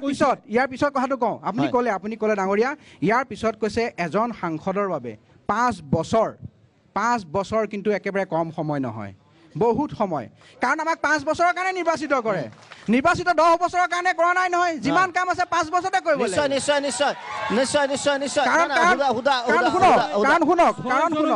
কাৰণ 5 বছৰ যথেষ্ট সময় আপুনি যেটো কৈছে 5 বছৰ যথেষ্ট সময় 5 বছৰ যথেষ্ট সময় হুদা ডাঙৰীয়া কওক নাই হুদা ডাঙৰীয়া কওক ছয় জনগোষ্ঠীক জনজাতিকৰণৰ নামত আপোনালোকে বছৰ ধৰি ঠগিলে আৰু আটাইতকৈ বেছিকে ঠগিছে কোচ ৰাজবংশীসকলক আপোনালোকে জানিব মনমোহন সিং ডাঙৰীয়াৰ নেতৃত্বত কোচ ৰাজবংশীসকলক ৰাতিৰ ভিতৰত কেবিনেট পাতি লোকসভা নিৰ্বাচনৰ সময়ত ঘোষণা কৰা হ'ল যে জনজাতি হয় ৰাজ্যত প্ৰবল উৎসাহৰ ঢৌৰ বাগৰিলে 3 দিন পিছত সেই জনজাতিকৰণ কাঢ়ি লৈ যোৱা হ'ল কিয় আমাৰ ভূমিপুত্ৰক এনেধৰণে অপমান কৰে কংগ্ৰেছে বাৰে বাৰে কাৰ হাতত বন্ধকত থব বিচাৰিছে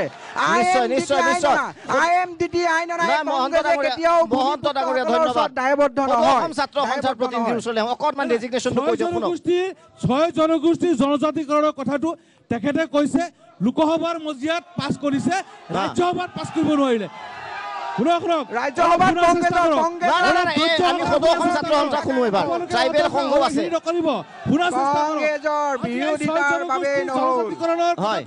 যেতিয়া লোকসভাত গৃহীত কৰিলে ৰাজ্যসভাত নোৱাৰিলে ধন্যবাদ সদৌ অসম ছাত্ৰ সন্থা শুনো আমি সদৌ অসম ছাত্ৰ সন্থা শুনো যুৱ প্ৰতিনিধি এজন আছে ৰাজ্যসভাত নোৱাৰিলে হুদা ডাঙৰীয়া ধন্যবাদ নিশ্চয় সেইটো প্ৰশ্ন ৰাইজে কৰিব নিশ্চয় ৰাইজে কৰিব যদি আমাৰ চৰকাৰ এই 2019 নিৰ্বাচনত আমাৰ চৰকাৰ আহিব পাৰে কোচ ৰাজবংশী ছয় জনগোষ্ঠীক জনজাতিকৰণৰ মৰ্যাদা দিয়া হ'ব নিশ্চয় সদৌ অসম ছাত্ৰ সন্থা অসমৰ ৰাইজে কংগ্ৰেছক 19 চনতো সেই সুবিধা নিদিয়ে আকৌ এবাৰ মোদী চৰকাৰ হ'ব মোদী চৰকাৰে কৰিব আকৌ 24 চনতো আহিব সদৌ অসম ছাত্ৰ সন্থা কওক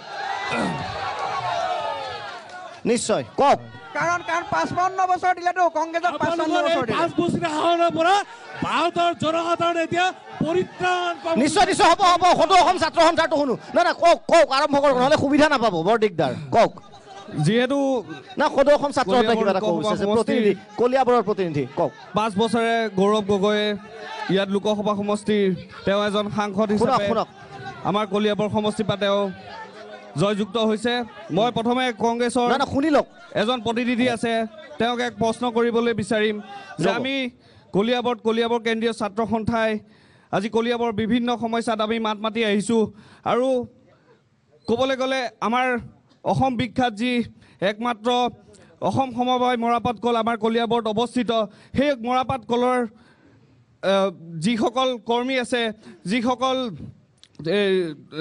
MD সকলোখিনিয়ে আমাক খবৰ লয় যে আমাৰ আজি এই মৰাপাট কলটো আজি শেষ হোৱা অৱস্থা আজি এনেকুৱা অৱস্থা আজি আমি সদায় কলিয়াবৰ কেন্দ্ৰীয় ছাত্ৰ সন্থাই এই মৰাপাট কলটোৰ হৈ পেলাই মাত মাতি আহিছোঁ মই যিহেতু কলিয়াবৰ লোকসভা সমষ্টিৰ সাংসদ গৌৰৱ গগৈ এই 5 বছৰে গৌৰৱ গগৈ তেওঁ সাংসদ হিচাপে আমাৰ ইয়াত আছে মই প্ৰথমে কংগ্ৰেছৰ প্ৰতিনিধিক মই এটা প্ৰশ্ন সুধিব বিচাৰিছোঁ যে নহয় কওক তেখেতে ক'ব দিয়ক নহয় দুইজনকে দুইজনকে সুধিব যিহেতু দুইজনকে সুধিব নহয় জানো নিশ্চয় নিশ্চয় নিশ্চয় দুইজনকে যিহেতু এইটো লোকসভা সমষ্টি গতিকে মই লোকসভা বিচাৰিছোঁ যিহেতু এইটো লোকসভা সমষ্টি লোকসভা ইলেকশ্যনৰ প্ৰশ্ন সোধক নহয় তেখেতে প্ৰশ্ন উঠিব তেখেতৰ স্বাধীনতা তেখেতে প্ৰশ্ন উঠিব তেখেতৰ স্বাধীনতা নহয় মই তেখেতৰ স্বাধীনতা আছে নাই স্বাধীনতা আছে সোধকচোন ভাল যিমান এইটো বিধানসভা ইলেকশ্যন নহয় এইটো লোকসভাৰ ইলেকশ্যন গতিকে সেই লোকসভা ইলেকশ্যনৰ মই প্ৰতিনিধি হিচাপে আজি মই তেওঁক প্ৰশ্ন অধিকাৰ আছে ভালে যিমান নহয় শুনা মই কওঁ ভাল কথা এটা কওঁ নহয় এক মিনিট মই মোৰ কথা অসম সমবায় মৰাপাট কলটোৰ কাৰণে গৌৰৱ গগৈ কি কৰিলে প্ৰশ্ন সুধিলে কিয় বেয়া পায় ভালে প্ৰশ্ন যিমান সোধে সিমান ভাল পাব লাগে উত্তৰ দিয়াৰ সুবিধা পায় প্ৰশ্নটো সোধক ৰ'ব মই ছাত্ৰ বন্ধুক মই ধন্যবাদ জনাইছোঁ ছাত্ৰ বন্ধুক মই ধন্যবাদ জনাইছোঁ তেখেতে এই প্ৰশ্নটো কৰাৰ কাৰণে উত্তৰটো শুনক উত্তৰটো শুনকচোন সন্তুষ্ট হয়নে নহয় শুনক গৌৰৱ গগৈ জানেনে নাই যে আমাৰ এই অসম সমবায় মৰাপাট কলটো আজি এই শেষ হোৱা অৱস্থা তেওঁ জানেনে নাই আজি এই লোকসভা নিৰ্বাচন কাৰণে মই এমপিক এই প্ৰশ্নটো এমপিক হ'ব ধন্যবাদ বুজিব পাৰিছে প্ৰশ্নটো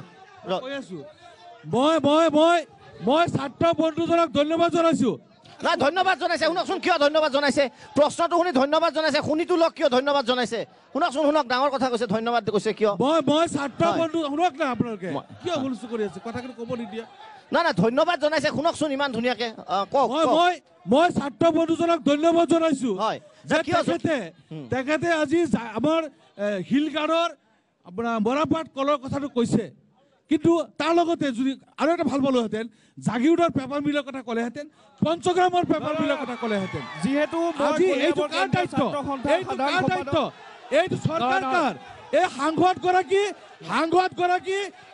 এই আমাৰ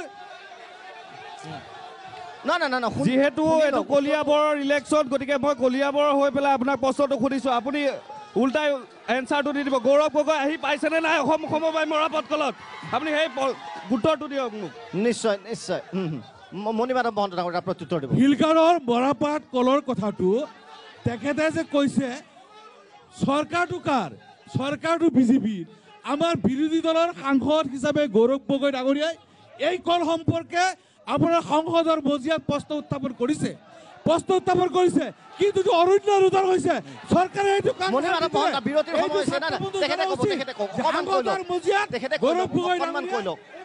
তেখেতে অকণমান কৈ লওক ধন্যবাদ অকণমান কৈ লওক তাৰপিছত হয় মণিমাধৱ মহন্ত ডাঙৰে ক'ব কওক মণিমাধৱ মহন্ত ক'ব কওক নাই মণিমাধৱ মহন্তই কওক না আপুনি বহি থাকক নিজৰ ঠাইত আপুনি নিজৰ ঠাইত বহি থাকক মণিমাধৱ মহন্ত চাওক আমি ৰাজনীতিলৈ এক নতুন সংস্কৃতি আনিব লাগিব ৰাজনীতি মানৱ সেৱাৰ কাৰণে এক আটাইতকৈ উৎকৃষ্ট আৰু সৰ্বশ্ৰেষ্ঠ সেৱা হৈছে মানৱ সেৱা আৰু সেই মানৱ সেৱা আমি ৰাজনীতিৰ জৰিয়তে কৰিব পাৰোঁ সেইকাৰণে আমি সকলোৱে এটা শালীনতা ৰাখিব মই কাৰণে অনুৰোধ জনাইছোঁ অসম সমবায় মৰাপাট কল সীমিত অৰ্থাৎ সমবায় ভিত্তিত অসমত প্ৰতিষ্ঠা হোৱা আৰু অসমৰ খিলঞ্জীয়া শিক্ষিত নিবনুৱাসকলক সংস্থাপন দিয়া নাই অকণমান পিছত কৈ লওক অসমৰ একমাত্ৰ সমবায় উদ্যোগ পেট্ৰলিয়াম ছেক্টৰক বাদ দি মই কাকো আক্ৰমণ কৰা নাই অসম সমবায় মৰাপাট কলৰ আচল সমস্যাটো ক'বলৈ দিয়ক অসম সমবায় মৰাপাট কলটোক অপমান নকৰিব এই দৃশ্যটা আপোনালোকক দিয়া নাই মই কাৰো বদনাম দিয়া নাই মোক কথাটো ক'বলৈ দিয়ক শুনি লওক ভাল কথা বদনাম কৰা নাই শুনক অসম সমবায় মৰাপাট কল অসমৰ আটাইতকৈ ৰাজহুৱা এইফালে নহয় ৰাজহুৱা খণ্ডৰ অকণমান শুনক ৰাজহুৱা খণ্ডৰ প্ৰতিষ্ঠিত হোৱা এটা উদ্যোগ আৰু এই উদ্যোগটো 1984 চনত হিতেশ্বৰ শইকীয়া মুখ্যমন্ত্ৰী থাকোঁতে বন্ধ হৈ গৈছিলে তেতিয়াৰ আমাৰ কৰ্মচাৰী পৰিষদৰ সভাপতি বকুল বৰা ডাঙৰীয়া এতিয়া জীৱিত আছে সুধিব পাৰে তেওঁ যেতিয়া গৈছিল হিতেশ্বৰ শইকীয়া ওচৰলৈ ডাঙৰীয়াই তেখেত মৰি গ'ল মই ক'ব নাজানো ক'ব পাৰি বেয়া লাগে তেওঁ কৈছিল ব্ৰহ্মপুত্ৰৰ ওচৰত শিল আছে নহয় শিল বান্ধি ব্ৰহ্মপুত্ৰত বাগৰি মৰি যাওক মই অনুদান দিব নোৱাৰোঁ কিন্তু সদৌ অসম ছাত্ৰ সন্থাই যি আন্দোলন কৰিছিল অসম আন্দোলনৰ অসম চুক্তি অনুযায়ী প্ৰথম কামটো অসম গণ পৰিষদে কৰিছিল অসম গণ পৰিষদে কৰিছিল 1 জানুৱাৰী 2086 চনৰ 1 জানুৱাৰী কুসুম বৰা ডাঙৰীয়া আছে নহয় অকণমান মই তাৰপিছত আহিম কুসুম বৰা এখেতৰ আগত আপোনাক মই সুধিম নেকি নহয় 1 মিনিট হ'ব ধন্যবাদ কুসুম বৰা ডাঙৰীয়া আছে নহয় অকণমান মানে নহয় 1 মিনিট আটাইতকৈ জ্যেষ্ঠজনে কিবা এটা ক'ব আটাইতকৈ জ্যেষ্ঠ এগৰাকী ব্যক্তি সন্মানীয় এগৰাকী ব্যক্তি কুসুম বৰা ডাঙৰীয়া আছে শুনকচোন কি কয় বৰা ডাঙৰীয়া আপোনাৰ ওচৰত আহিব বিচাৰিছোঁ নহয় বৰা ডাঙৰীয়া আপোনাৰ ওচৰত আহিব বিচাৰিছোঁ বৰা ডাঙৰীয়া আপোনাৰ ওচৰত অকণমান শুনক কাইণ্ডলি জ্যেষ্ঠজন ইয়াতে আমি যিমান বহি আছোঁ আটাইতকৈ জ্যেষ্ঠ মই মোৰ বোধেৰে যিমান আমি বহি আছোঁ তেওঁৰ কথাটো শুনি লওঁ আপুনি বহু বছৰৰ ৰাজনীতি দেখিছে সাংসদ দেখিছে কিন্তু মানুহৰ মৌলিক সমস্যা আৰু কলিয়াবৰৰ মৌলিক সমস্যা আৰু এইবাৰৰ নিৰ্বাচন সম্পৰ্কে আপুনি কি অনুভৱ ব্যক্ত কৰিব বৰা ডাঙৰীয়া ধন্যবাদ মই জয়তে প্ৰাগ নিউজক ধন্যবাদ জনাইছোঁ আজি এনেকুৱা এটা অনুষ্ঠান হাটবোৰত অনুষ্ঠিত কৰাৰ কাৰণে আৰু লগে লগে মই আমাৰ ভোটাৰসকলক নতুন ভোটাৰসকলক ধন্যবাদ জনাইছোঁ কাৰণ আপোনালোকে সকলোৱে জানে যে এইবাৰ ভাৰতত 10 কোটিৰ নতুন ভোটাৰ আৰু নিশ্চয় আমাৰ ইয়াত বহুতো নতুন ভোটাৰ আহিছে আৰু আৱেগ ভোটকৰণ এনেকুৱা এটা শ্ব' প্ৰথম দেখা পাইছে গতিকে আৱেগিক হৈছে কিন্তু কথা হ'ল যে এইখন হাটবৰ কলিয়াবৰ আৰু হাটবৰ হ'ল ৰণৰ থলী আমি ৰণুৱাৰ সন্তান আমি প্ৰত্যেকেই ৰণুৱাৰ সন্তান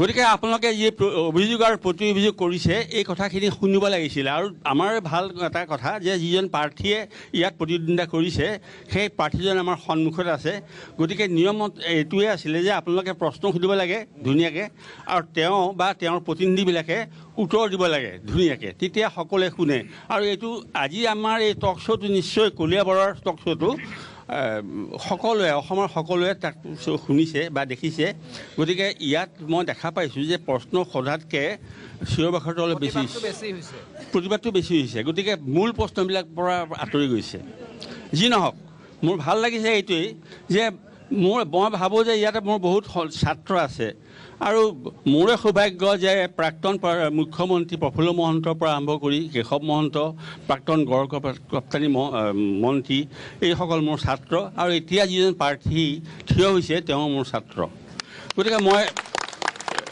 সেইকাৰণে গৌৰৱ অনুভৱ কৰিছোঁ কিন্তু কথা হ'ল যে কলিয়াবৰ মানে যিটো সাংসদজন আচলতে বৰফুকনৰ নিচিনা মধ্যযুগৰ যিটো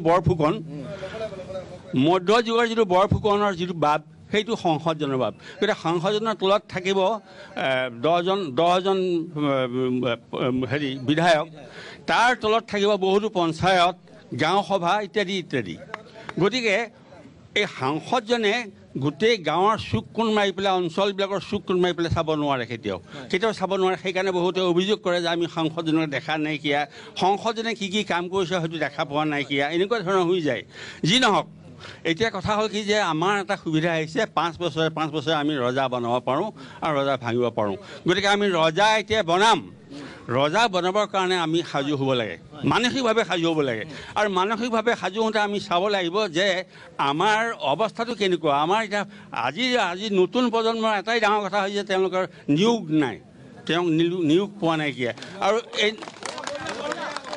নিয়োগ নাইকিয়া আমাৰ দেশত এতিয়া এই যে চাউল দিছে বা কিবাকিবি ধেৰ দিছে বস্তু সেইবিলাক অনুদানটো আমাক নালাগে আমাক লাগে মানে এজন মানুহে আজি 20 টকা দামৰ চাউলটো কিনি খাব পৰা আমাৰ শক্তি আমাৰ হ'ব লাগে যাই নহওক মই আপোনালোকক সকলোকে সম্ভাষণ জনাইছোঁ আপোনালোকে আজি এনেকুৱা এটা মই আচৰিত হৈছোঁ যে আমাৰ সৰু সৰু ল'ৰা ছোৱালীবিলাকে এনেকুৱা যুক্তিপূৰ্ণ কথা কৈ পেলাই হেৰি কৰিছে এই বিধায়কজন বা সাংসদজনক নিৰ্বাচন কৰাটো নিজৰ মনৰ কথা গতিকে আপোনালোকে চাব যিজনে আমাৰ সহায় কৰিব পাৰিব আমাৰ ৰাজ্যখনৰ বিষয়ে ক'ব পাৰিব ভালকৈ তাত হিন্দী বা ইংৰাজীৰে ক'ব পাৰিব কাৰণ অসমীয়া ক'বলৈ লাজ কৰে অসমীয়া ক'বলৈ লাজ কৰা হ'ল আমাৰ মানুহে তাত অসমীয়াও ক'ব পাৰে কিন্তু অসমীয়া নকয় গতিকে হিন্দী ইংৰাজী যোনে ক'ব পাৰে ঠিক তেনেকুৱা সাংসদ এজন ভাল যুক্তিপূৰ্ণ বাক্য যোনে ক'ব পাৰে তেওঁক দিব পাৰে ধন্যবাদ যোগ্য সাংসদ আমি বাছা প্ৰয়োজন এইখিনিতে আমি বিদায় ল'ব লাগিব বিৰতিৰ সময় হৈছে নিশ্চয় বিৰতিৰ সময় হৈছে বিৰতিৰ পিছত আকৌ উভতি আহিম ৰণদংকা 2019লৈ মই বিৰতিৰ পিছত আপোনাৰ ওচৰলৈ উভতি আহিম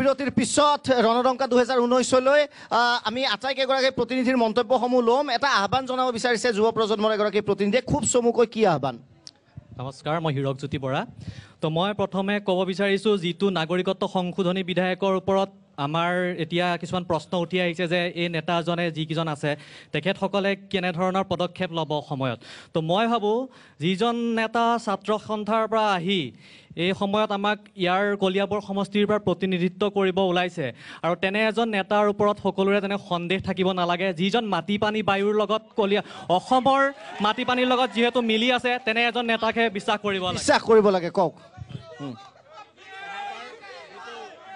কলিয়াবৰৰ পৰা আমি সাংসদ নিৰ্বাচন কৰিব বিচাৰিছোঁ সেয়া সিদ্ধান্ত ট্ৰাইবেলসকলে ল'ব এক নম্বৰ কলিয়াবৰৰ যিখিনি সমস্যা আছে সমস্যা সমাধানৰ কাৰণে একমাত্ৰ সিদ্ধান্ত ট্ৰাইবেল সংঘই ল'ব আৰু অসমত যি 6 জনগোষ্ঠীৰ বিষয়ে কথা ওলাইছে সেই 6 জনগোষ্ঠীৰ কাৰণে সিদ্ধান্ত ল'ব নিশ্চয় ডিবেট আৰু সময় নাই আপুনি কি ক'ব খুব চমুকৈ সদৌ অসম ছাত্ৰ সন্থাৰ পৰা এটাই আহ্বান জনাম যে যিজনে জয়যুক্ত হয় তেওঁ নিজৰ দলীয় এজেণ্ডা বাদ দি আমাৰ ৰাইজৰ স্বাৰ্থত কাম কৰে আৰু ৰাইজৰ হৈ কাম কৰে ধন্যবাদ নিশ্চয় কি ক'ব কওক খুব চমুকৈ 10 ছেকেণ্ড তাকে ক'ব বিচাৰিম যে আমাৰ একচুৱেলি আমাৰ কোচ ৰাজবংশী পৰিয়ালকো তেনেকৈ আপোনালোকে পেলাই দিব নালাগে সকলোকে চাব লাগে হুদা ডাঙৰীয়া সময় একেবাৰে শেষ সময় একেবাৰে পৰিৱৰ্তনৰ শ্লোগান দি চৰকাৰ গঠন কৰা এই বিজেপি দলৰ চৰকাৰখনে চৰকাৰ গঠন হোৱাৰ পিছত শ্ৰমজীৱী মানুহৰ পেটৰ ভাত কাঢ়ি দিছে অসমৰ অস্তিত্ব বিপন্ন হৈছে অসমীয়া কলা সংস্কৃতি বিপন্ন হৈছে গতিকে এই পৰিৱৰ্তনৰ পৰা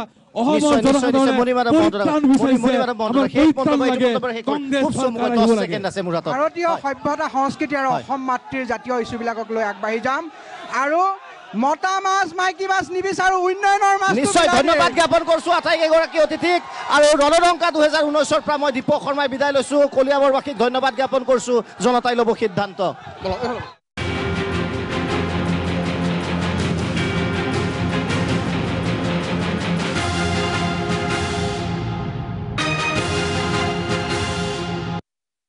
ৰণদংকা 2019 আগবঢ়ালে বেষ্ট চিমেণ্ট জানদাৰ চিমেণ্ট শানদাৰ জোৰ বেষ্ট লাগে এইবাৰ